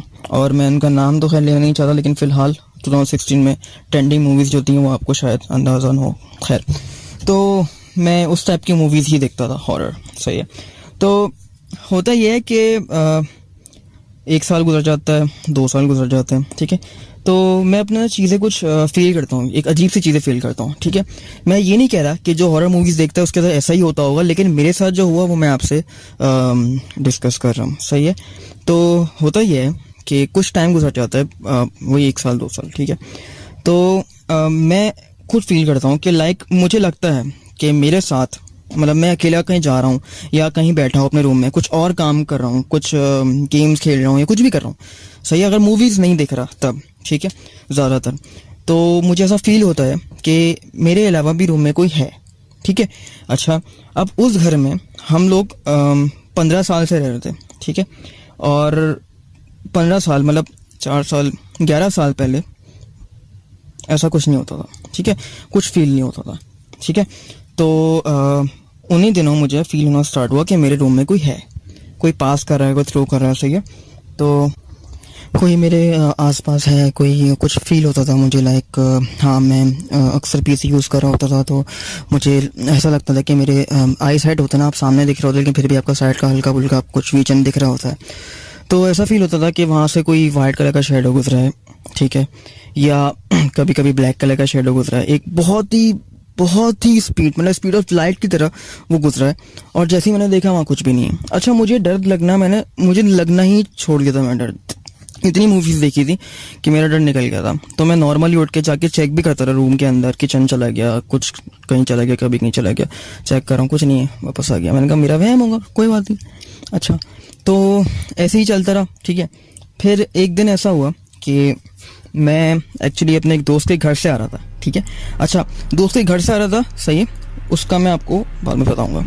दोस्त के घर के अंदर एक्चुअली हुआ ये था, डिस्कशन चल रही थी इसके ऊपर ही। अब हमारी जो अवाम है उनके पास जब कुछ बात करने का टॉपिक नहीं होता तो ये टॉपिक निकलता है, सही है। तो हम लगे हुए थे इस टॉपिक की बात करने। तो मैंने अपना भी ओपिनियन दिया जो बहुत गलत था, मैं मानता हूँ, और मैं अभी भी रिग्रेट हूँ इसको लेके। तो मैंने बहुत मजाक उड़ाया, बहुत मजाक उड़ाया, मैं आपको बता नहीं सकता अल्फाज, ठीक है। और मैंने एक उनकी नस्ल, एक चीज़ को मैंने बहुत बैठ के बहुत फरागत दिखाई अपने दिमाग की, और मैंने बहुत बैठ के इंसल्ट किया मैंने उनको ना, कि नहीं होता, मैं इतने दिनों से देख रहा हूँ, इतने टाइम से देख रहा हूँ, अकेले रूम में बैठा होता हूँ, कोई कुछ नहीं होता, फालतू की बात नहीं है वो। अच्छा, तो सब दोस्त सुन रहे। अब उनको कुछ बातें वो मुझे समझा भी रहे, मैं नहीं सुन रहा उनकी बातों को, और उल्टा करके मैं उनको पास कर रहा हूँ, ठीक है। अच्छा, तो अब ये सारी बातें हो गई, ठीक है, रात हो गई, काफ़ी टाइम हो गया। उसके बाद घर जाने का हुआ, मैंने कहा चलो भाई टाइम हो गया, कुछ आई थिंक 12 बज रहे थे या शायद 1 बज रहा था, ठीक है। घर जाने का हुआ, और मुझे वापसी पे मैं हमेशा कुछ ना कुछ लेकर आता था। तो मैं रुका इधर कॉन्टिनेंटल बेकरी में, ठीक है, ब्लॉक 15 कॉन्टिनेंटल बेकरी, आपने सुना होगा उसको, बहुत फेमस है। तो मैंने वहाँ से ब्रेकफास्ट वगैरह लिया, कोल्ड ड्रिंक वगैरह ली, जो अपनी नॉर्मल चीज़ें होती हैं मैंने ली, और मैं वापस निकल गया। अब वापस मुझे आना है, मैं आपको बताता हूँ। एक रोड है जो जौहर चौरंगी की तरफ जा रहा है, ठीक है, और एक रोड है आपका जो जहाँ पे शादी के हॉल वगैरह हैं, जो कॉन्टिनेंट के बिल्कुल सीधे जाते हुए शादी के हॉल हैं, और आगे जाते हो तो आपका ये मुनव्वर चौरंगी, कामरान चौरंगी वगैरह आ जाते हैं। मुझे उस रोड पे जाना है और वहाँ से टर्न लेकर अपने घर की तरफ निकलना है, ठीक है। तो मैं बैंक्वेट का नाम नहीं लूँगा जहाँ पर मेरा घर है, क्योंकि मेरी इसलिए, खैर। तो अब वहाँ से मतलब कॉन्टिनेंटल से मेरा रास्ता होगा आई थिंक 10 मिनट का, पैदल अगर मैं जाऊँ, क्योंकि मैं पैदल ही था। तो मैं वहाँ से पैदल चलता हुआ आ रहा हूँ, ठीक है। और होता ही है कि अच्छा, जौहर में जो है ना, मुझे एक बात समझ में नहीं आती, जौहर के अंदर रात के टाइम पे साउंड की बड़ी एक अजीब सी चीज़ है। मतलब उसमें आपकी आवाज़ ना, आपकी नहीं किसी और की आवाज़ गूंजती बहुत है। मतलब कुछ भी हो ना, कोई भी कुछ बात कर रहा है, कोई दूर खड़ा हुआ बात कर रहा है, आपको करीब तक आवाज़ आएगी रात को। ऐसा क्यों होता है मुझे आज तक समझ में नहीं आता। खैर, तो हुआ ये कि मैं गुजर रहा हूँ, आगे निकल गया, कॉन्टिनेंटल क्रॉस कर ली, थोड़ी सी एक स्कूल आता है वहाँ पे, स्कूल का नाम भी मैं सॉरी ले नहीं सकता, खैर मैंने उसको भी क्रॉस कर लिया। तो मुझे पीछे से आवाज़ आई, 3-4 छोटे से बच्चे खेलते हुए गए ना, और मतलब चहलते पहलते उनकी आवाज़ आई और वो भागे मेरे पीछे से ना। तो मैंने पीछे मुड़ के देखा, कोई भी नहीं था। अच्छा, मैंने कहा यार इधर आसपास घर हैं और आवाज़ ही इलाका ही पहाड़ी है, तो आवाज़ गूंज रही होगी। मैंने इग्नोर कर दिया क्योंकि हमेशा से मैं इग्नोर ही करता था। अच्छा, तो थोड़ा और आगे गया, फिर मैंने नोट नहीं किया, मैंने देखा कि एक काफ़ी दूर थोड़ा सा मतलब अगर मैं पैदल वॉक कर रहा हूँ तो मे बी तो मैं कहाँ था जी, तो मैंने देखा कि 3 से 4 मिनट का फासला होगा अगर मैं पैदल वॉक करूँ तो। वहाँ पर एक मुझे इंसान चलता हुआ आ रहा है मेरी तरफ, ठीक है, काफ़ी दूर था वो, और मेरी आईसाइट थोड़ी वीक है, मैं ग्लासेस लगाता हूँ। तो मैंने देखा होगा कि नॉर्मल मेरी तरह कोई भी निकला होगा और वो घर जा रहा होगा या कहीं जा रहा होगा, खैर मैंने ज़्यादा ध्यान नहीं दिया। अच्छा, वो आदमी जो है ना चलता हुआ आ रहा है, मैं आगे बढ़ा हूँ, मेरी तरफ आ रहा है, ठीक है। बहुत देर तक वो आगे ही बढ़ता रहा और मैं तकरीबन उस तक पहुँच गया, ठीक है। और जब मैंने नोट किया तो वो एक्चुअली आदमी नहीं था, वो था एक मतलब औरत नुमा कोई चीज़ थी। जैसे कि मैं आपको बताता हूँ, नन मूवी है, नन मूवी की तरह। अब मैं आपको इस तरह एक्सप्लेनेशन दे सकता हूँ क्योंकि मैंने मूवीज़ बहुत देखी हैं, तो मैं खैर, तो नन की तरह उसने एक गेटअप किया हुआ था और वो कोई औरत थी, ठीक है। और वो मेरी तरफ चल के आ रही है, बहुत देर से मैं चलता हुआ आ रहा हूँ, मैं पहुँच गया उस तक, मतलब यहाँ से आई थिंक 15 सेकंड का मेरा डिस्टेंस होगा कि मैं उस तक उसके मुंह के पास आके खड़ा हो जाऊँ, सही है। लेकिन वो बंदी वहीं से खड़ी हुई है और वहीं से चलती हुई आ रही है, खैर। अच्छा, तो उस टाइम भी मैं आपको कहा ना कि मैं उस टाइम कहा मैं थोड़ा बेवकूफ़ सा था, मैंने कहा होगा कोई भी, मुझे डर नहीं लगा, ठीक है। अब मैंने थोड़ा और आगे गया, बहुत करीब आ गया, मतलब इतना करीब आ गया कि फेस टू फेस हम एक दूसरे को देख रहे थे, ठीक है। अच्छा, तो मैंने क्या किया, मतलब मैंने कहा ठीक है भाई, मैं मुड़ के अपने गली में चले जाता हूँ अपने घर की तरफ, ठीक है। वहीं पे टर्न था मेरा, तो मैं वहाँ पे टर्न करने से पहले मेरी आंखें, मतलब आप नीचे झुक के चलो या ऊपर झुक के चलो, आप जब भी आंखें घुमाते हो तो आपको कहीं ना कहीं नज़रें आपकी चली जाती हैं। तो वैसी नज़रें होते होते मेरे उस पर पाँव से होके गुजरी थी, और मैंने वहाँ देखा था उसके पाँव जो थे वो थोड़े अजीब से थे, ठीक है। तो अच्छा, उस टाइम मेरे जहन में ऐसा कुछ भी नहीं था कि मैंने कोई चीज़ देख ली हो ये वो ना, मेरा उस टाइम मेरे सेंसेस काम नहीं कर रहे थे, मैं ये सोच ही नहीं रहा था, मैं कुछ और ही सोच रहा था कि यार लेट हो गया बहुत, चला जाता हूँ घर पे। अच्छा, अब मैं थोड़ा चला आ गया, थोड़ा मतलब लाइक 3 से 4 सेकंड में चला आ गया, एकदम से मेरे जहन में है कि मैंने किसी के पाँव देखे और वो उसके पाँव सीधे नहीं थे। मैं ये नहीं कह रहा कि इसके पाँव उल्टे थे, ठीक है, लेकिन सीधे भी नहीं थे, एक तरीके से वो रोटेट हुए थे, मुझे नहीं पता वो किस तरह रोटेट हुए थे, खैर। तो उसके पाँव फिलहाल सीधे नहीं थे। मैंने ऐसे ही, मतलब मैं आपको कह रहा हूँ ना कि रूम में भी कुछ होता तो मैं फ़ौरन उठ के चला जाता हूँ, देखता हूँ, मैंने ऐसे ही मुड़ के देख लिया पीछे, ठीक है। तो वो जो चीज़ थी वो मेरे मुंह के पास थी, इतनी कि मैं अगर सांस लूँ तो उसके मुंह पे टच हो और वो सांस ले तो मेरे मुंह पे टच हो, इतनी वो करीब थी।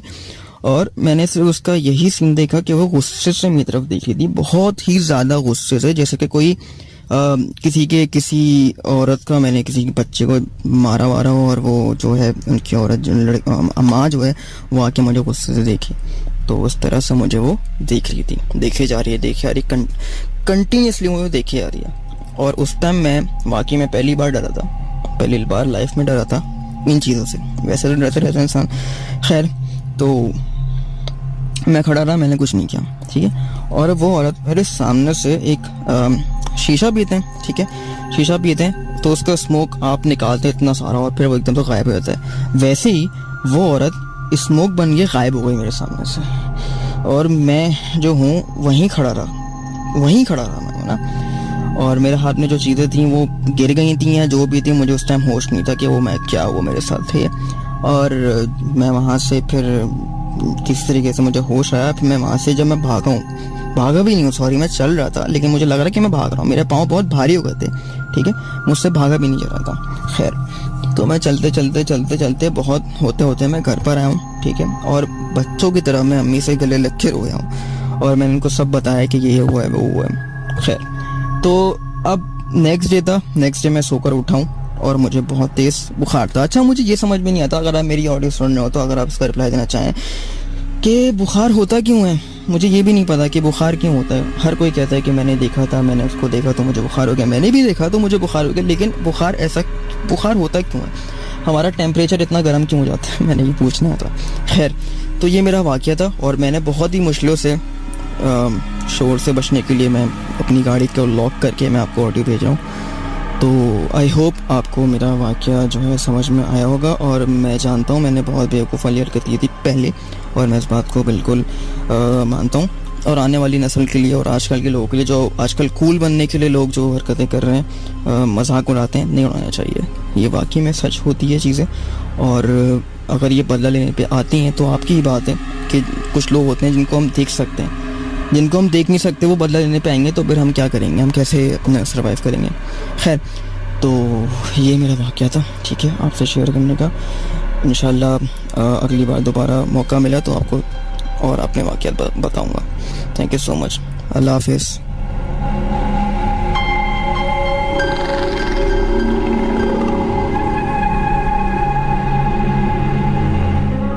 जनाब, ये एक हमारे कॉलर थे जिन्होंने कॉलर तो नहीं, सॉरी, एक ऑडियो नोट हमें भेजा गया। आई एम सॉरी, आपका नाम मेरे दिमाग से निकल रहा है, लेकिन बहुत बहुत शुक्रिया, आपने अपनी ईमेल हमें भेजी, ऑडियो नोट भेजी है। जनाब, बढ़ते हैं कुछ ईमेल्स की तरफ।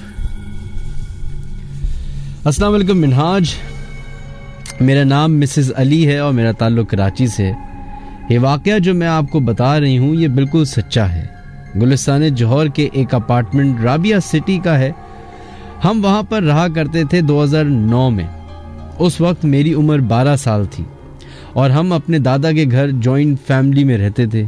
उस अपार्टमेंट के सबसे अलग बात ये थी कि वहाँ की गैलरी बैक साइड की तरफ थी और काफ़ी अंधेरी रहती थी, क्योंकि हम ज़्यादा वहाँ जाया नहीं करते थे।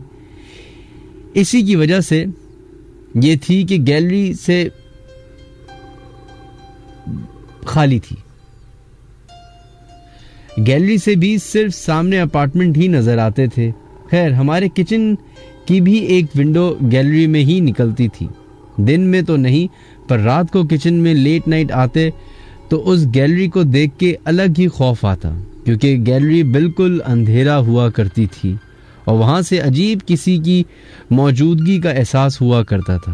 वहम समझकर जल्दी जल्दी से हम वहाँ से आ जाया करते थे, क्योंकि आगे भी इतनी नहीं थी, पर क्योंकि एज भी इतनी नहीं थी, पर वालदा लोग भी अक्सर ये बोला करती थी कि रात को बड़ा डर लगता है वहाँ, क्योंकि रोज़ाना ही वहाँ कुत्ते भौंका करते थे।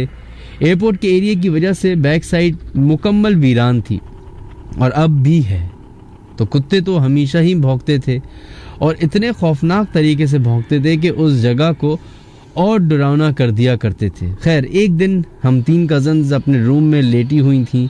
हम कज़न्स एक ही एज की थीं। खैर, हम अपने रूम में शरारतें कर रही थीं कि अचानक हमारी मस्तियों के दरमियान ही हमने देखा कि हमारे रूम में जो सोफ़ा रखा था उस पर एक छोटा बच्चा नमूदार हुआ, जिसका कद बहुत ही छोटा था, बाल छोटे छोटे और खड़ी खड़ी आंखें हद से ज़्यादा बड़ी, और एकदम से उसने हम पर जंप लगाई। हम ये देखते ही चीखते हुए बाहर भागे। जब हमारी चीख सुन के हमारे घर वाले आए तो वहाँ कोई नहीं था, ना किसी ने हमारी बात पर यकीन किया, क्योंकि हम तीनों कज़न साथ ही मस्तियाँ मजाक कर रहे थे। इसलिए घर वालों ने इस बात को भी सीरियस नहीं लिया। लेकिन आज भी हम उस वाक़े को सोचते हैं तो डर लगता है, क्योंकि वो मजाक नहीं था, हकीकत थी। खैर, बहुत बहुत शुक्रिया मिसेस अली। आपकी ईमेल सिर्फ और सिर्फ मिसेस अली, इसलिए आपको एक रिक्वेस्ट है कि स्पैम करने से मैं ईमेल्स नहीं पढ़ता। अगर आप एक ही ईमेल 50,000 दफ़ा मुझे भेजेंगी तो मैं नहीं पढ़ूंगा। ये मैं सिर्फ first time and this is the last time. आपने कोई मुझे 100 ईमेलें की हैं, अभी एक ही ईमेल बार बार सेंड की है। एक ईमेल करेंगे वो भी मुझे मिल जाएगी, 100 भी करेंगी उससे क्या होगा। खैर, बढ़ते नेक्स्ट ईमेल की तरफ। सलाम Minhaj, I don't want you to mention my name. चलें, मेरा बेसिकली ताल्लुक गिलगित से है. 2009 में मेरी नानी के भाई की डेथ पर होने वाला वाक़या हमारी पूरी फैमिली में सर्कुलेट कर रहा था. पहले मैं आपको पाशु बिदान के बारे में बता दूं. ये लोग बेसिकली एक ऐसी तरह के लोग होते हैं जिन्हें गिलगित में सब सेवियर मानते हैं. इनके मुताबिक चुड़ैलें जब इंसानों की रूहों के पीछे पड़ जाती हैं तो वो उनसे बात करते हैं और किसी दूसरी चीज़ या जानवर की कुर्बानी के बदले उस रूह को वापस लेते हैं. और जब ऐसा कोई वाक़या होता है तो इनकी हालत चेंज हो जाती है और उनकी स्पीड बहुत तेज़ हो जाती है, जो वहाँ पर बहुत से लोगों ने देखा है. और ये भी कि चुड़ैलें आम इंसानों सी ही होती हैं जो किसी वजह से चुड़ैल बन जाती हैं. अब इसमें कितनी सच्चाई है मैं नहीं जानती, क्योंकि मैं कभी अपनी आंखों से नहीं देखा. बट ये वाक़या मेरी फैमिली का है जो बहुत सर्कुलेट किया था. उस टाइम 2009 की बात है. मेरी नानी के भाई की डेथ हो गई थी तो वो उनको दफनाने कब्रिस्तान ले जा रहे थे. वहाँ के रास्ते जैसे कि सब जानते हैं कैसे होते हैं. ग्रेवयार्ड भी टाउन से काफ़ी ऊपर की साइड है. तो उस गाड़ी में मेरी नानी के बहनोई जो कि पाशु हैं, पशो, उनकी अचानक हालत चेंज हो गई और उन्होंने उस अजीब से टेस्टी में चलती हुई गाड़ी का दरवाज़ा खोला और तेज स्पीड में किसी चीज़ के पीछे चले गए. इस चीज़ को अपनी आंखों से मेरी फैमिली के बहुत सारे लोगों ने अपनी आंखों से देखा और ये बात मेरी पूरी फैमिली में फैल गई.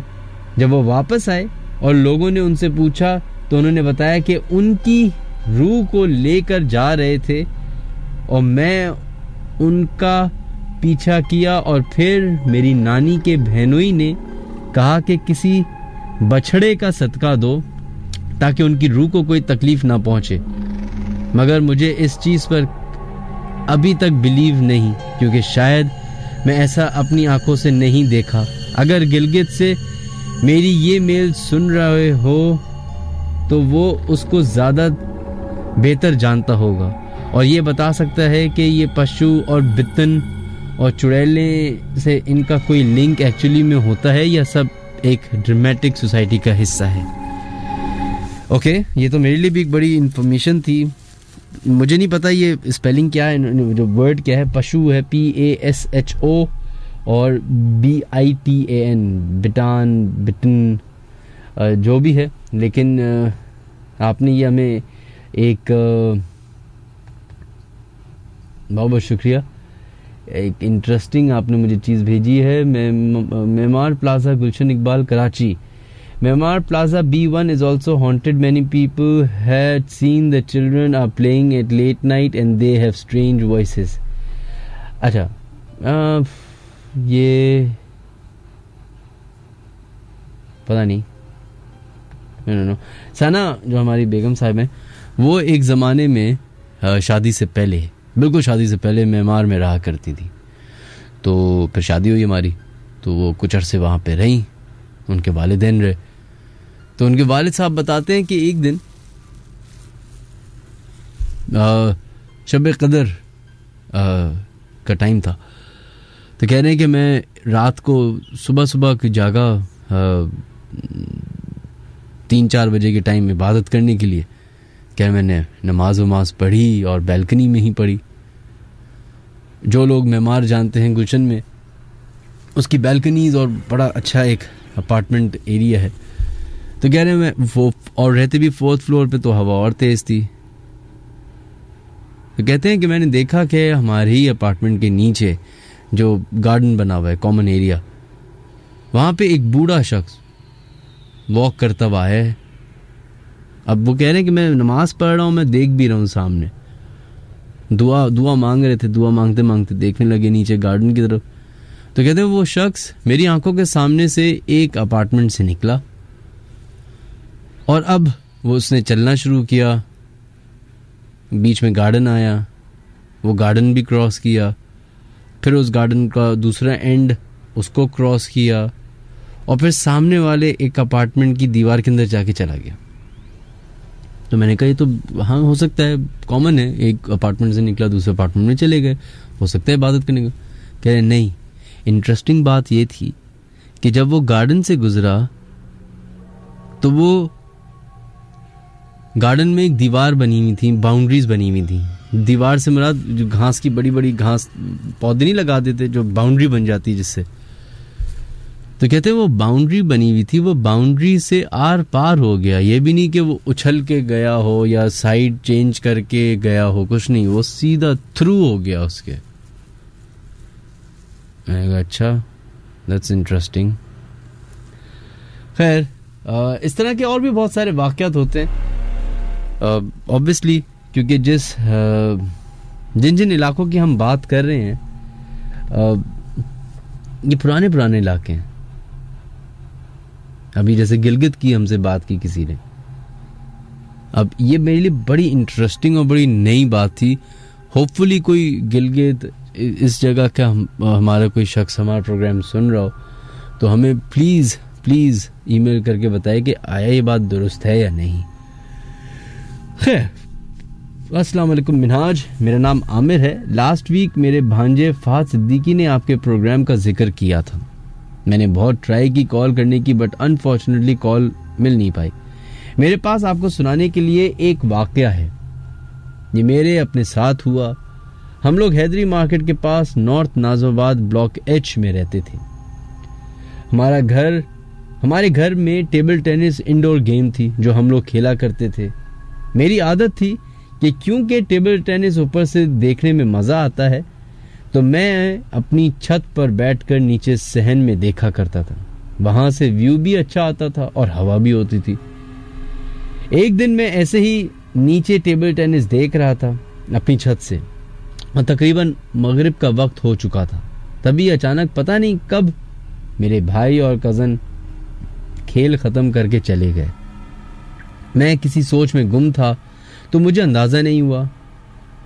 मगरिब स्टार्ट ही होने वाली थी तो मैंने सोचा चलो अब वापस नीचे चलते हैं। उठते वक्त मेरी नज़र पीछे वाले घर की छत पर पड़ी। वहाँ काफ़ी कपड़े लटके हुए थे। वहाँ मुझे ऐसा महसूस हुआ कि जैसे कोई खातून दुल्हन की तरह घूंघट निकाल कर खड़ी हैं। उनकी शक्ल नज़र नहीं आ रही थी। मैंने सोचा ये तो कपड़े ही होंगे शायद, मगर थोड़ी देर के बाद मुझे खौफ सा महसूस हुआ तो मैंने आयतुल कुर्सी पढ़ना शुरू कर दी।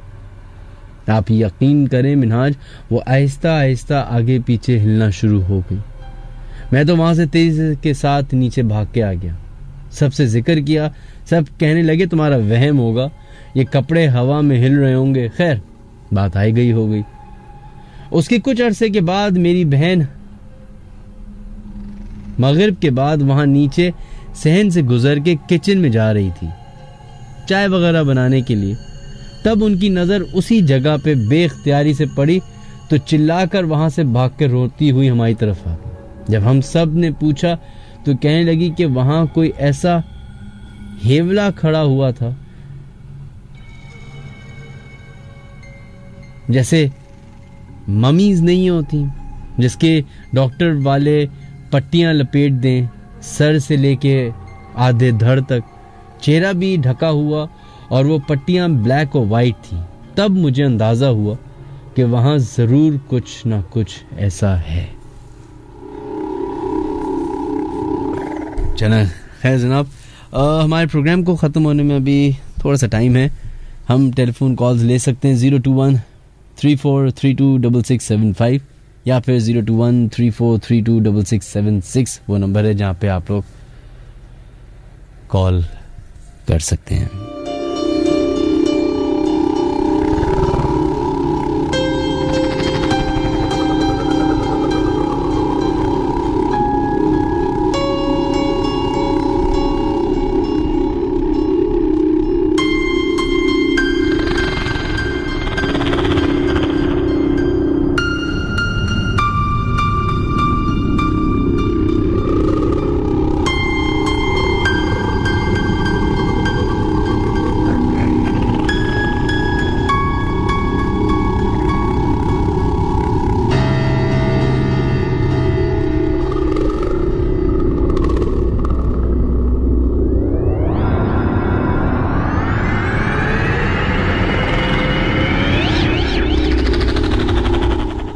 चलो जनाब, बढ़ते हैं अपने नेक्स्ट कॉलर की तरफ और देखते हैं लाइन पे कौन है मौजूद। हेलो, अस्सलाम वालेकुम मिनाज भाई, इरफान बात कर रहा हूँ मैं। वालेकुम अस्सलाम इरफान, कैसे हैं आप?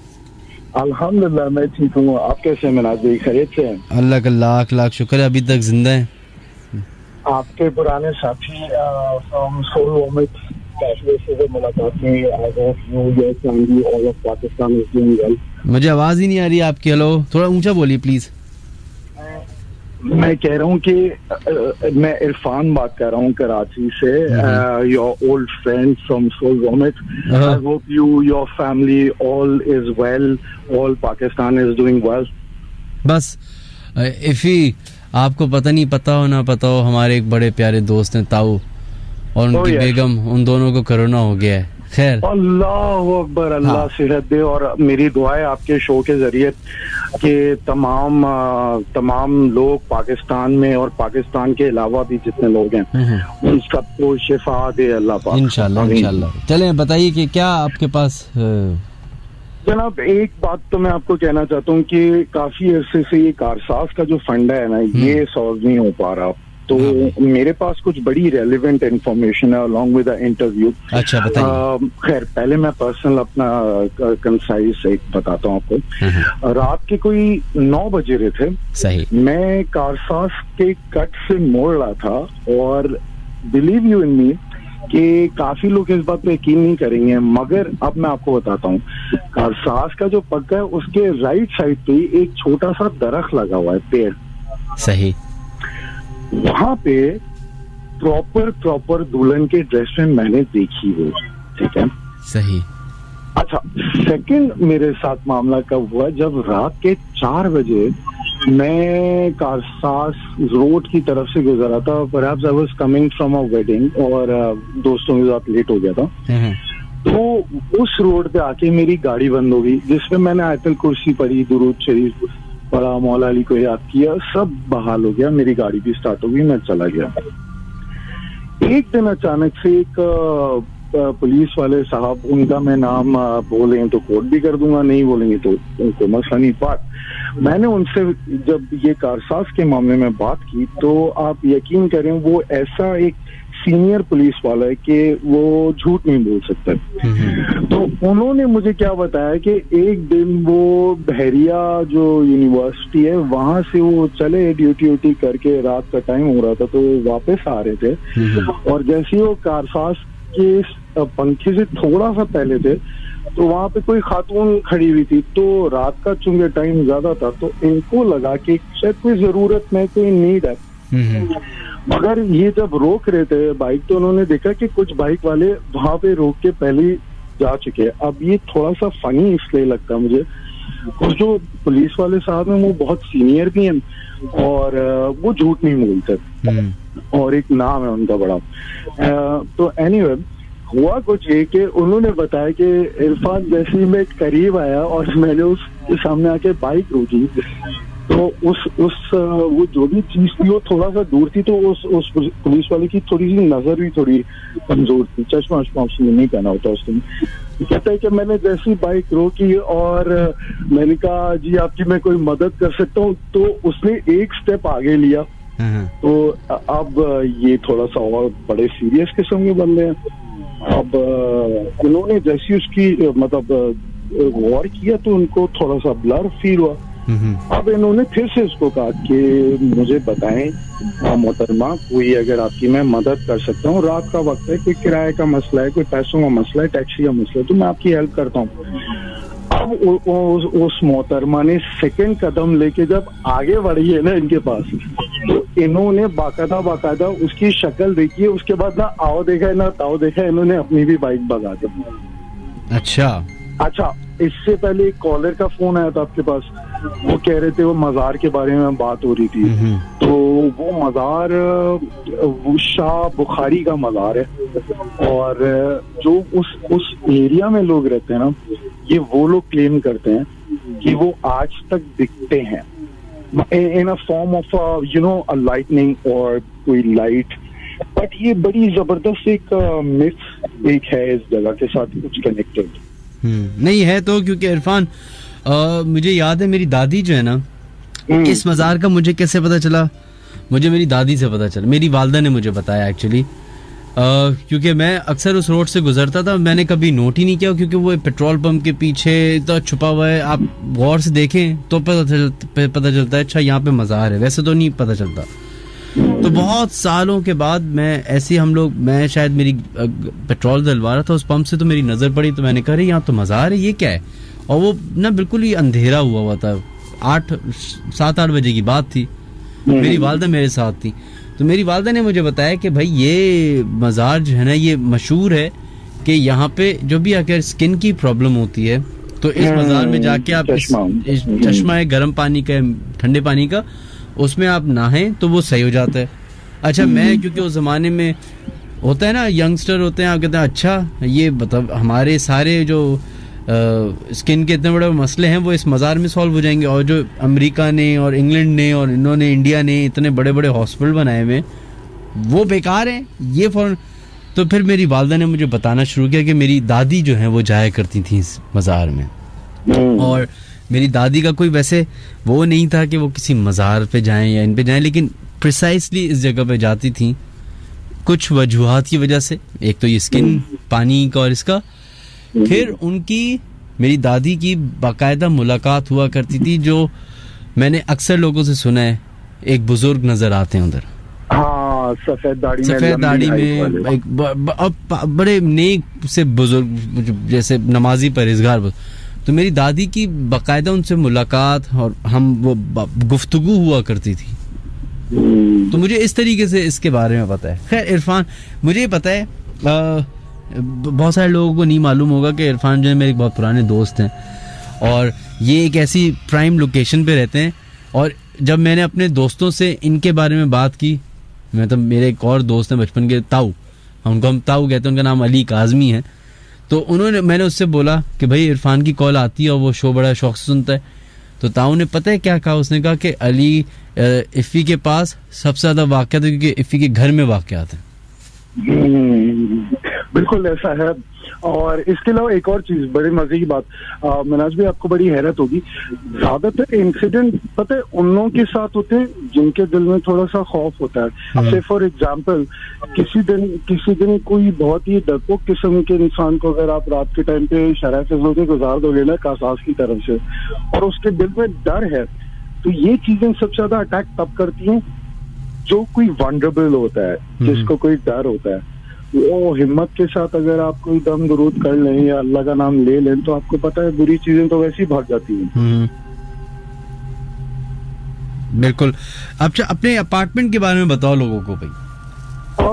अपार्टमेंट यार बस कुरान खानियां करवाई, सब सेट हो गया, अल्लाह का शुक्र है। बट ये कि वही वाली बात वापस से आ जाती है, जब आप नापाक रहते हो, आप अल्लाह का जिक्र नहीं करते, आप कुछ मतलब 3 चीजों से दूर हो जाते हो और बुरी चीजों के करीब आ जाते हो, तो इस तरह की चीजें अक्सर होने लगती हैं। जैसे आपने सुना होगा कि मगरिब के टाइम कहते हैं कि यार रोशनी कर दिया जाए, तो कितने सारे आपके कॉलर्स फोन करते हैं और कहते हैं कि उनकी बालकनी में अंधेरा था, यहाँ पे अंधेरा था। तो ये बेसिक रूल्स है जो कि आई थिंक हर किसी को फॉलो करने चाहिए। आई थिंक उसके बाद कुछ नहीं होता। लेकिन अपने अपार्टमेंट का नहीं बताना चाहोगे?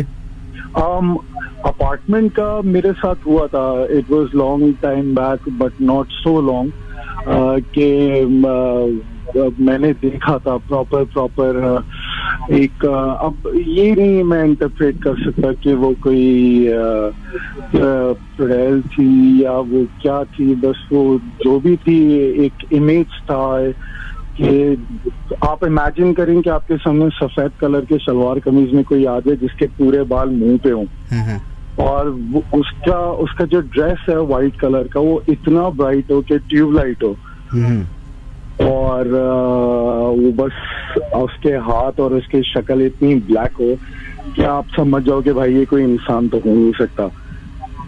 एंड एक्सक्लूसिवली जब आपको पता हो कि आपके छोटे बड़े बहन भाई जो हैं वो इस तरह के ट्रिक्स आप पे प्ले नहीं करेंगे, खेलेंगे नहीं आपके साथ, और फिर अचानक से इस तरह का वाकया हो। तो हुआ है, काफी सारे वाकयात हुए हैं।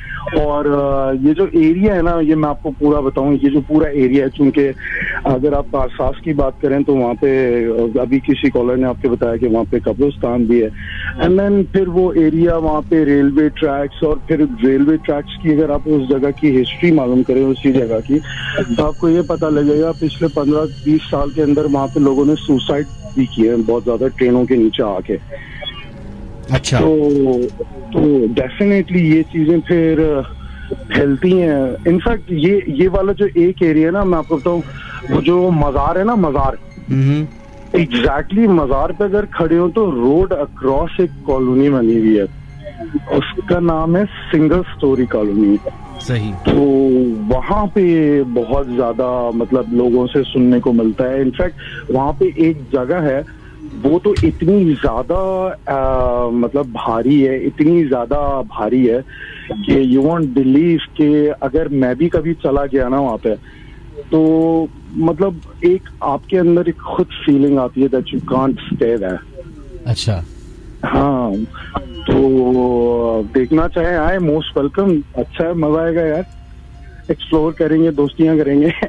हाँ बिल्कुल, मुझे तो कोई मसला नहीं होता किसी की दोस्तियों से। लेकिन आजकल पता नहीं जिन्नात भी कहीं कोरोना की वजह से डरे हुए ना हो। नहीं, मेरा नहीं ख्याल यार, बस वही वाली बात है कि मिनहाज भी एक आखिरी बात मैं कहूंगा, ये बड़ी इम्पोर्टेंट है मतलब एड्रेस करना, कि पता क्या, कोई भी जगह होती है ना, उस जगह पे अगर गलत काम होता है, अब देखिए गलत काम किसी भी नौइयत का हो, मगर गलत काम जब होता है ना किसी भी जगह पे, तो वो चीज खराब, वो जगह खराब हो जाती है, भारी होना शुरू हो जाती है। डेफिनेटली फिर ये डोरवेज होते हैं जो खुल जाते हैं।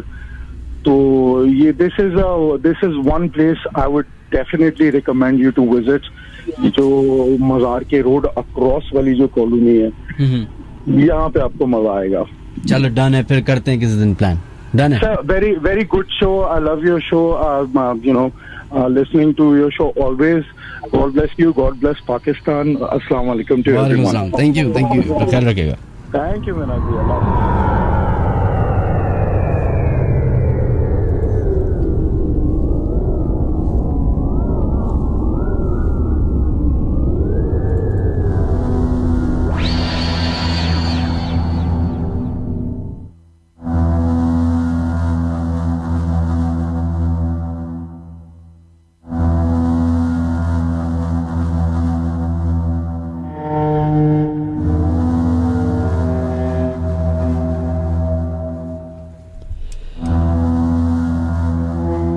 चलो जनाब, बढ़ते हैं अपने शो के लास्ट ईमेल की तरफ। अस्सलाम वालेकुम मिनहाज, कैसे हैं आप? मेरा नाम नजीब अहमद बलोच है और मैं दुबई में रहता हूँ। मुझे यहाँ 1 साल हो गया है। Basically I am from Karachi. ये बात 2017 की है, जब मैं कराची में था और अपनी नानी के यहाँ मलीर शिफ्ट हुआ था पढ़ाई के हवाले से। जिस रास्ते से मैं कॉलेज के लिए गुजरता था वो मलीर नदी से होकर मेरे कॉलेज की तरफ जाती थी। एक दिन मैं रात को बैठा फोन यूज कर रहा था अपने घर के हॉल में और सब सो रहे थे, तो अचानक मुझे ऐसा लगा कि मेरे आसपास से कोई एक काला साया तेजी से गुजरा है। क्योंकि हॉल की लाइट्स ऑफ थी और मेरा फोकस मोबाइल स्क्रीन पर था, तो मुझे साफ साफ दिखाई दे रहा था। बहरहाल मैंने इग्नोर किया और फिर से फोन में लग गया, तो क्या देखता हूं कि एक ब्लैक शैडो मेरे बिल्कुल ऑपोजिट जैसे बैठा हुआ हो और मुझे गूज बम्स आना शुरू हुए। तो मैं फौरन उठा वहां से और रूम में आ गया। जब सुबह उठा तो मेरी आंखों पर उस चीज का असर हो गया था, मतलब कि एक तरह से ये चीजें इंसान के अंदर आ जाती हैं, लेकिन मेरी नजरों पे इसका असर था, जो कि इतनी बड़ी बात नहीं थी, पर हाँ मेरा दिल बहुत जोर से धड़कता था। उस वक्त तो मेरी नानी, अल्लाह उन्हें जन्नत नसीब करे, मुझे किसी मौलवी आमिल या जो इन चीज़ों पर काम करते थे उसके पास ले गई, जिसने कुछ ऐसा अमल बताया जो कि यूजुअली हिंदू मजहब के लोग करते हैं इन चीज़ों से छुटकारा पाने के लिए। जब मौलवी ने वो प्रोसीजर्स बताए तो हमने वैसे ही किया तो मामला ठीक होने के बजाय और ख़राब हुए, और वो जो भी चीज़ थी उसे इस चीज़ से और भी ज़्यादा ताकत मिली, जो कि बाद में मेरे लिए अज़ाब बन गई। रात को सोते हुए मुझे मेरी पीठ पर पंचेस पड़ना था, जैसे डेली का काम हो गया था। एक रात मैं अपने बिस्तर पर सोया था, जब आँख खुली एक काली सी औरत, जो पूरी की पूरी काली थी, मुझे घसीटकर बाथरूम की तरफ ले जा रही थी, और मुझे कुछ याद नहीं आ रहा था, तो मैंने कलमा पढ़ना शुरू किया। जब लफ्ज़ अल्लाह मेरी ज़बान पर आया तो इस चीज़ ने मेरा गला पकड़ लिया ताकि मैं पढ़ ना सकूं। उसके बाद मुझे होश नहीं क्या हुआ, मगर जब मैं होश में आया तो मैं वॉशरूम के पास लेटा हुआ था, क्योंकि ये गंदी गलीज औरत जिन थी। ये मेंशन मत करना हर रोज़। अच्छा, बहरहाल जब इतना कुछ करने से कुछ नहीं हुआ तो मेरे अम्मी अब्बू ने मुझे दोबारा मेरे घर बुला लिया। वहाँ भी इलाज किया पर ज़्यादा फ़र्क नहीं पड़ा। फिर एक दिन एक ख्वाजा सिरा दोपहर 12 के वक्त हमारे घर के पास मेरी बहन से सदका मांग रही थी। जब मेरी बहन ने उसे पैसे दिए तो उस ख्वाजा सिरा ने मेरी बहन से पूछा कि क्या आपके घर कोई जवान लड़का है जो बहुत परेशान है अपनी बीमारी की वजह से। ये सुनकर मेरी बहन चौंक गई और आकर सीधा मुझे बताया। उस वक्त मैं बेड पर लेटा हुआ था। जब बहन ने मुझे ये सब बताया तो भागता हुआ मैं डोर के पास गया और उनको सलाम किया। फिर उन्होंने मेरा हाथ का एक अंगूठा पकड़ा और आंखें बंद करके कुछ पढ़ने लगी। सिर्फ 5 सेकंड बाद उन्होंने अपनी आंखें ही खोल ली और मुझे कहा कि बेटा, इस शख्स को 2 साल हुए हैं जो तुम पर आई है, मगर पहले कमजोर थी इसलिए पता नहीं चला। जब उसने तुम्हें डराया तुम डर गए, और डर इस शख्स की ताकत और अकेले बैठना इसका हथियार है। खैर, मैं बहुत ज़्यादा शॉक्ड हुआ क्योंकि आज से पहले ये इन्फॉर्मेशन मुझे किसी मौलवी ने नहीं दी थी, जो असल हकीकत थी। बहरहाल उन्होंने मुझे कहा कि मैं लाहौर जा रही हूँ दाता दरबार, और आते वक्त अपने साथ एक तावीज़ लाऊंगी, उसे पहन लेना। जब 1 हफ्ता गुजरा तो वो ख्वाजा सिरा दोबारा आई और उन्होंने मुझे तावीज़ दिया, जो मैं 786 रुपए का शुक्राने किया। और यकीन मानिए मिनहाज, जब मैंने वो तावीज़ अपने गले में बांधा तो उसी वक्त मेरा डर, मेरे दिल का ज़ोर से धड़कना और अजीब चीज़ें नज़र आना वगैरह सब ख़त्म हो गया और मैं पहले जैसा नॉर्मल हो गया। अल्लाह की तरफ से वो मेरे लिए मदद लेकर आई थी। अल्लाह पाक हमेशा उन्हें सलामत रखे। In last but not the least, अपने माँ बाप की इज्जत करूं और कभी ऐसे काम मत करो जिसकी वजह से तुम्हें परेशानी उठानी पड़े। अल्लाह हाफिज।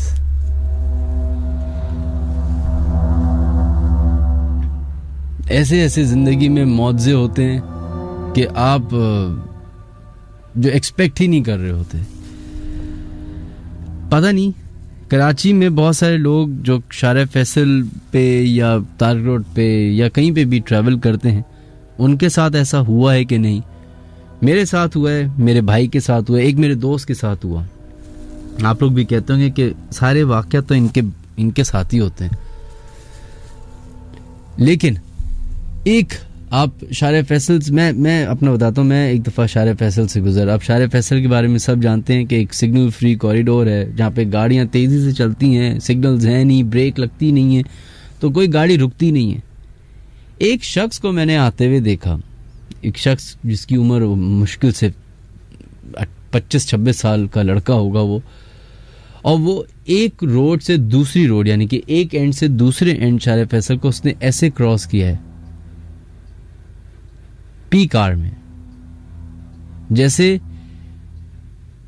बस बाल बाल बच रहा हो हर गाड़ी से टकराते वक्त। लेकिन और वो बिल्कुल एक नॉर्मल तरीके से नहीं चल रहा था। जब मैंने गौर से देखा तो वो लहराता हुआ, झूमता हुआ, बिल्कुल टेढ़े मेढ़े तरीके से एक कोने से दूसरे कोने उसने क्रॉस कर लिया। और मैं डर के मारे मैंने गाड़ी अपनी रोक दी, ये सोचकर कि शायद ये कोई दिमागी तौर पे इसका मसला है या क्या है, फलाना है, देखूं एक्सीडेंट ना हो गया, अल्लाह ना करे कुछ हेल्प की ज़रूरत हो। जब पीछे मुड़ के देखा मैंने तो वो शख्स रोड क्रॉस करके आराम से जा रहा था। खैर मैं चला गया। थोड़े दिन के बाद मैं अपने भाई के साथ और अपनी वालदा के साथ तारिक रोड पे मौजूद किसी एक जगह पे मेरी वालदा को कोई काम था, तो मैं खड़ा हुआ था गाड़ी में, बैठा हुआ वालदा का इंतजार कर रहा था। तो मैंने देखा एक शख्स दोबारा से वैसे ही बिल्कुल, अब तारिक रोड की बात हो रही है जहाँ पे अगेन बाइक वाले, ये गाड़ियाँ रश तेजी से गुजर रहे हैं। आपको पता है जहाँ मौका मिलता है लोग इधर से उधर हो जाते हैं। वो शख्स उसी तरीके से उसने रोड क्रॉस की है और वो चला गया।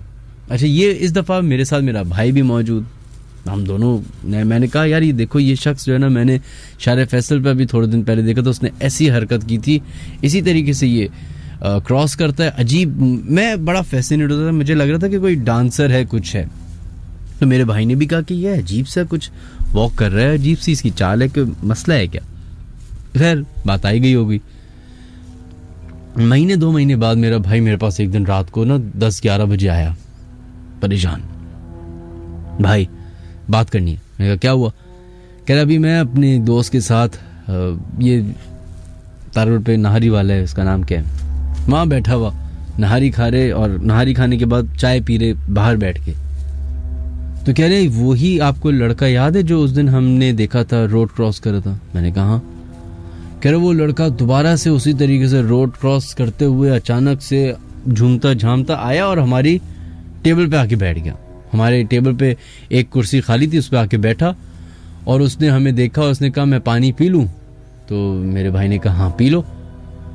तो कह रहे उसने ना ग्लास लिया ना कुछ, उसने वही जग लिया और उस जग से गड़गड़ पूरा जग पी लिया। कहते हैं अभी पानी खत्म हुआ, उसने फिर जो पठान था उसको बुलाया, उसको कहा दोबारा पानी भरो इसमें, उसमें फिर पूरा जग भर के दिया, फिर उसने पूरा जग पानी पी लिया। अब वो बैठ गया। ये लोग अजीब से हो गए कि क्या चक्कर है, क्यों ऐसा हो। इतनी देर में जब उसने पानी पिया तो मेरे भाई ने उससे पूछा कि मैंने आपको पहले भी 1-2 दफ़ा देखा है, आप इस तरीके से रोड क्रॉस कर रहे होते हैं, तो ये खतरनाक है और क्या चक्कर। तो वो उसने कोई कहता है अजीब सी बातें करने लगा, रैंडम बिल्कुल। कह रहे मैं बात कुछ कर रहा हूँ, वो कुछ और करने लग गया। कुछ बात करते करते उसने ऐसी बातें करना शुरू कर दी जो इन दोनों की सीक्रेट्स थी, मेरे भाई की और उसके दोस्त की, और उस लेवल की सीक्रेट्स थी कि जो मेरे भाई ने मुझे बताया अपने दोस्त, मतलब उसने वो डिटेल दी थी जो उसके दोस्त उस जगह आने से 1 घंटे पहले उसने किया। उसने ये तक बता दिया था उस लड़के ने, उस शख्स ने। और उसने मेरे भाई को भी बोला कि तुम बहुत आगे जाओगे, तुम्हारी जिंदगी अच्छी है, तुम एक शरीफ आदमी हो। लेकिन उसके दोस्त को बोला कि तुम अपनी हरकतें सही कर लो। तो मेरे दोस्त, उसके दोस्त ने कहा कि ऐसा क्या किया मैंने? कह रहा अभी जो तुम आधे घंटे 1 घंटे पहले करके आए हो वो सही नहीं है। और ये कह के वो बंदा चला गया और कहता है हमारी आंखों के सामने वो गायब हो गया। वो दिन है और आज का दिन है। मैं हर दफा जब भी शायर फैसल से गुजरता हूँ मैं कोशिश करता हूँ कि किसी तरीके से वो शख्स नजर आ जाए, मैं उससे बात कर लूँ, देखूं कि क्या है क्या उसके साथ मसला। लेकिन नहीं। अगर आप लोग को भी कभी ऐसा कोई शख्स नजर आए तो मुझे जरूर बताइए ईमेल में, और अगर आप जानते हैं कि कौन है वो तो बिल्कुल बताइए। ऐसी है हमारी दुनिया, अजीब अजीब मिरेकल्स, अजीब अजीब वाकयात, अजीब अजीब अनहोनी कहानियां, जिसको सुनने में जब सुनते हैं तो हमें हंसी आती है, जब हमारे साथ होता है तो खौफ आता है, जब दूसरा बताता है तो लॉजिक्स याद आना शुरू हो जाती हैं। ऐसी है ये दुनिया, इतनी ही मिस्टीरियस कि आपको नहीं मालूम कि जिस जगह पे आप अभी बैठे हुए हैं जिसको आपको लग रहा है कि आप शायद अकेले हैं, लेकिन यह आपकी शायद गलत फहमी हो। शायद आप अकेले नहीं, हो सकता है आपको उनकी प्रेजेंस भी फील हो। अपना ख्याल रखिएगा। नेक्स्ट फ्राइडे दोबारा मुलाकात होगी। अल्लाह हाफिज।